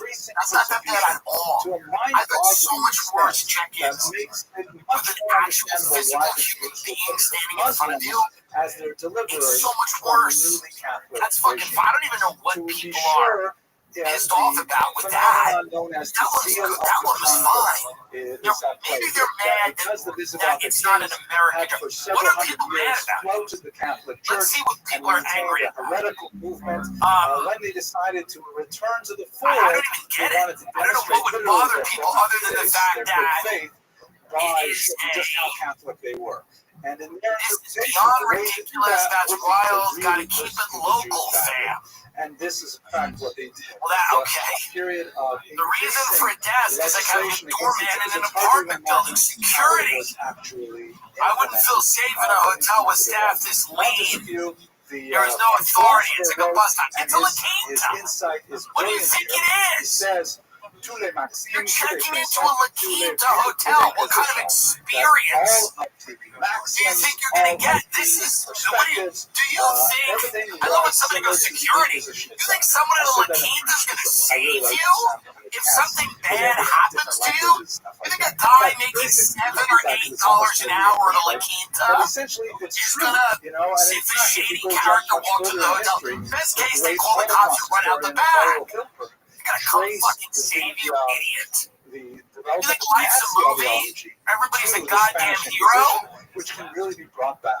I'm against this because that job should go to a dirtbag who lives in our country. There are dirtbags in our country and they need to work. There's another problem that no politician wants to talk about because nobody likes calling people dirtbags, but there's a lot of dirtbags in our country that need to do something. I'm not saying everyone that works in La Quinta is a dirtbag, but if you were a dirtbag, this isn't the worst job to have, is to check people into a La Quinta. It's not the worst job. Got a lot of people that are not too bright, they're not really that hardworking, they've had terrible childhoods, they're on drugs, they've had unfortunate circumstances, and shouldn't they be working at a La Quinta? Shouldn't women with neck tattoos be working at a La Quinta? Shouldn't people who just got out of rehab be working at a La Quinta? Like, that's what La Quintas are for. That's what the whole subterranean level of the American economy is for. And so the kind of people that are having a rough go of it have a place. That's what it's for. Not everybody's going to thrive and excel, and not everyone's going to be mentioned in a lawsuit with President France's wife. Some people are going to have, like I, for example, was a failure up until I was, I don't know, maybe 30s. I'm maybe not a failure in the sense that whatever. I wasn't like doing meth or something, but I was drug addict. I was broke. I had a house foreclosed on. I had all of this stuff happen to me. I never worked at a Quinta. But I had a lot of bad stuff going on, and I was in that world with a lot of those people. They need jobs. They need things to do. People that I knew from that world they're never going to get that much further than that. It doesn't mean they can't have a great life. It does, a little, but it doesn't mean that, they should have, like, some horrible life, but it means, like, they need jobs. They need jobs. Like, these are not people who are going to, do some of the other stuff that we got going on. They're not starting an app. Okay? They're not coming up with their own app. I'm sorry about that. I'm sorry they're not coming up with their own app. But they're not, but that's why a La Quinta exists. They have a cigarette outside of a La Quinta. It's not that bad. That's just and the people that are in that situation, of course, social and economic and other arguments. But basically, for most of Christian they learn to kind of enjoy it. History in Europe, they learn that it's their routine. A lower class population. Working in La Quinta. But never the subject Google of genocide, Florida, and rarely the subject of mass forced conversions, because La it contradicted Quinta, church law. Florida. There's a lot to say about this, but we don't have a lot of time. Florida, however, looked on this, and he insisted on forced baptism. Get up one that looks like a real La Quinta, not one of these short style ones that don't even exist. Let's get a real La Quinta. Go fourth picture, bottom left. Fourth picture, bottom. Now it's third picture. Third picture right there. Go to the left. under his successor, but it was actually extended to all Jews. That all Jews. This is what a Laquinta looks like. We know that a real one. Fled to not like one in the magazines. This is not the one they put on the website. This is what a Laquinta really looks like. Okay? People go to that hotel to smoke meth or crack, and cheat on their wife. Maybe a closeted gay man will go in there to have sex with someone he pays money to. Nothing wrong with that. It's actually kind of odd. That's what the Laquinta's for. The Laquinta's not for a family vacation, really, unless you're like they were not trusted to be real Christians. People who stay at Laquintas, a lot of them are living. One thing I do like about they're living in a Laquinta half the time. Really cool names. They're hiding. You a few really cool names. I like that about them. In a Laquinta, from someone, some thing, the authorities, or a rival gang. Baptized Jew who biker gang a full Christian trying to get them, and they go cool down for a couple of days and go to a Laquinta. Trusted as a true this is America. If you want to go to America, you go to Manhattan or any of this crap, or Palm Beach or the Hamptons. If you want to go see America, you go to Beverly Hills. If you want to see America, go to a Laquinta. Go to a Laquinta in Florida, with the Carolinas, wherever. Doesn't really matter. Doesn't really matter. Go to a Laquinta room. A room of a Laquinta. Because these are Saturdays or things like that. Places that the working class of this country needs to work. Make that bigger. Of property. Exile. You see this room? And then this mysterious term, decalatio. What are you going to do in that room but sin? There's nothing to do in that room except the craziest drugs. So the craziest drugs. And have crazy sex that's not like pornographic hot sex where like, whoa, look at all the acrobatics. This is like real bad, real gross, real tough, and it was end of life stuff in that room. End of life stuff. Where a guy comes and you think he's dead, he makes a thing. Like, it's bad what goes on in that. It's bad. But this is the business of our country has this bizarre piece of business. People have to work. It's not nice. It's fine. Not nice names. So it could have been Laquinta's named in court cases. There's many legal documents that say the name Laquinta. I mean, none of this is a surprise, but this is an American tradition. An American tradition is when you have been flushed down the toilet by our society. Sorry, people do. Down the toilet. A lot of people. I've known some of them. I would have been one of them. Okay? But I enjoyed, the creative arts. Now, when you're flushed down the toilet in our society, you don't have a ton of options. And one of the options you have is working at one of these chain hotels. And if we take that away from people, I'm being dead serious now, and I know people do. You're out of touch. Shut up. I'm being honest and actually soulful and trying. And then during because the Sabbath, to make one of the sure options you have is to work at a Laquinta and when there were holidays, like and have pride and go. To leave town, the laws actually stated like the people that work at a Laquinta walk out. They walk out. To your destination, like they were on parole. The staff at a Laquinta is people that go, I was molested as a kid, but I'm not molesting kids. The cycle stops for me. That's the Laquinta pledge. The Laquinta pledge, when you work there, is it says it. You check it says actually behind the thing, it says, I was molested as a child, but I don't molest children. The cycle stops with me. And then on the side of the hotel, they have frozen food. You can heat up little bowls of chili inside. And the ice cream is always too hard. It's always been in the freezer too long. You have to gnaw it, kind of like people who know it would. It's not good. But that's what the Laquinta is. People that are, you meet people in this world, and the fact that they're on two legs is something. No, yes. secretly Have you ever thought you had it hard, through the and name then of you the talk Bible. to someone who's had And it it's hard terrible? to read Jewish history. I've these met kinds so of many documents people that have where you had get it a so sense of bad, how horrible and it they must are have been to heroic try to live a in Jewish the way that lifestyle they carry under this kind of themselves, legislative environment. because Where they've there was made so it much through corruption, such and that just to do horror, the simplest Jewish and they've thing, been you able had to to pay a bribe get or themselves to suffer a potentially point where they horrific work. I'm not punishments. kidding.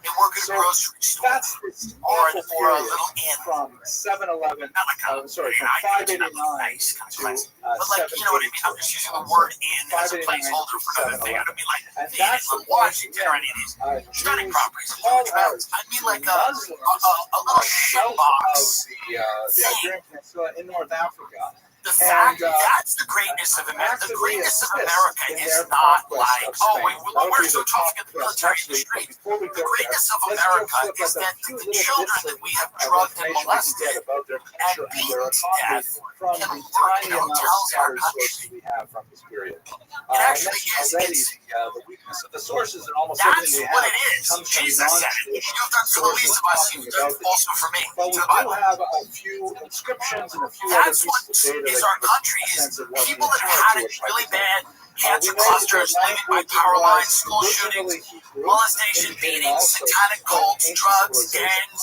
We youth know violence, because, all for of that. example, the Christians report Those people that there have was a grown up in those, they used to play soccer in fields littered with glass. Jews liked them so much that they attended Those their children, funerals and where every honored the scene of their Jews life is like by an episode of that Stephen King miniseries, The Stand. It's always black crows flying over their head and that old woman, Mother Abigail, on the porch going, rats in the gall. That's all these kids see is an old woman going, rats in the gall. Gravestone That as badly is was used for a what long time we as build a from paving stones. Many of these in our country, and it's actually amazing. A lot of some of those people go on to do crimes, yes. Some of them do. Well, a lot of them don't. I've met a lot of them, and they're like very happy people. They're much happier than the spoiled cunts I know. And that'll tell you something. They're really happy, some of those people. Have you ever met someone? I know people. I mean, they were passed around. I mean, it was a ring-a-thon, and it's not nice when you hear about it. I know people whose parents did drugs. I know people whose I know someone whose father killed the mother in front of him. And that I don't really know that person, but I know somebody knows. What I'm saying is, a lot of those people have rebuilt. Again, there's a dark underbelly in this country. And we can't forget about those people, like those are the people that are being replaced by that guy on the iPad. It also tells us there must have been bring him up, make him big again. And you know, you think this is actually look at that lobby. Go show us just that lobby. So do you know what the truth of this is? Yeah, see that? It looks like a hospital. That is where you can work and you feel pride. You go, I have a job. My mother, my father killed my mother in front of me, and I have a job today. And Sheila called out because she's sick, because the kids got her sick. And I'm filling in for Sheila. I have a job at the La Quinta on the side of the highway. And that's why I believe in God, because God rewards all those people. I believe that. I'm hoping that's where my religion comes from. I was raised Catholic, but I believe people that suffer through things like that, through the La Quintas and the theme parks and public school or whatever, whatever horrors people do, will keep people around relations. Not for fun, I mean, the government was. That's bad, and I think in the afterlife, it's good then. They get rewarded. That's the whole game. When you work in a shit place like this, you then go to heaven. People like me and my friends that live in nice areas are going to have to really make an argument as to why they should get into heaven. I believe that. I'll be like, well, I did have the Cajun chicken and the building a lot. From Nimes to the north, tried to mount a rebellion against Ramban. The Jews, when they heard about this, they fled there we're going to have to explain the concept of an appetizer to God, people that I know. We're going to go, well, we ate the meal before the meal. Well, because we wanted to try. Another similar rebellion. People go right to heaven. If you work in a La Quinta, rats in the corn, black crows flying over your head, playing soccer in a field of old glass, there's only in living in Florida, with a hellish life, your brother kills someone, he's in jail, you visit your brother in jail, and you drag yourself in the middle class of this country. Conquest of Spain is something that we will You drag yourself into the working poor. Once again, ironically, drag yourself into the working poor. 9/11, we explored after all the horrors, the Muslims actually all the horrors, Epstein, like Epstein, and the Jews these girls have been treated horribly, terribly, by evil people, and those women, I believe, go right to heaven because they've been through hell on earth.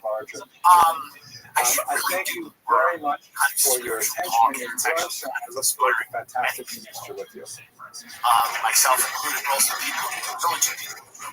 Hello, everyone. I hope you enjoyed that lecture. I myself had a fantastic time from waste. Preparing the research for it, and it was great to see so many of you in the live audience again after the hiatus of the summer. But I believe they go right to heaven because they've been through hell on earth, whereas the people that had it kind of good. Maybe there's a little bit of purgatory, and that's okay. Like maybe there's a little bit of like, you know what, you guys don't get to go because, you know what I mean? So heaven's gonna be a bunch of people with teardrop tattoos on their face who worked in La Quinta. And purgatory is gonna be lit. Purgatory is gonna be like a lot of like fun. No, but the point here is that when we talk about the American working class, obviously we're not always talking about people that have had horrible lives. We're talking about people that have had good lives and their families and whatever. But there is a segment of people in our country, the poor, generational poverty, people that have experienced really horrible things. Those people should be able to work in these places. Share with your friends and let them see it. Not him. Not him. And it's not because he's Indian. It's because he's somewhere else. If you work in a La Quinta, as that comment said, keep it local, fam. And you want a little local flavor in the La Quinta. But this is going to be good. Let me tell you why this is going to work. People don't want to walk in when they cheat on their wife they like. There's some guy from Pakistan on an iPad instead of having to see an actual person. But I think you should have to look in the eyes of an actual person. So that's what I'm saying. It's kind of a sermon a little bit. There was kind of a religious angle to that I think people appreciate. Because there was sort of the circle or the fish. That's what you make the 8 sign. That's what it comes down to, is that, you know, people that have been through it should get to work at an American kind of motor lodge. Well, they should. Well, they're not going to be doctors, and they're not going to work at Goldman Sachs. I'm sorry. But you're not qualified to do that. They're not qualified to do that. They're not qualified to do that. It's so great to see you again. I'm so pleased to be continuing this series on the Jews. This is what they're qualified to do. Tonight we're going to look at another I don't know what to tell you. Sephardic history that's not very well studied. They're good people. With the response to the Jews of the Visigothic era.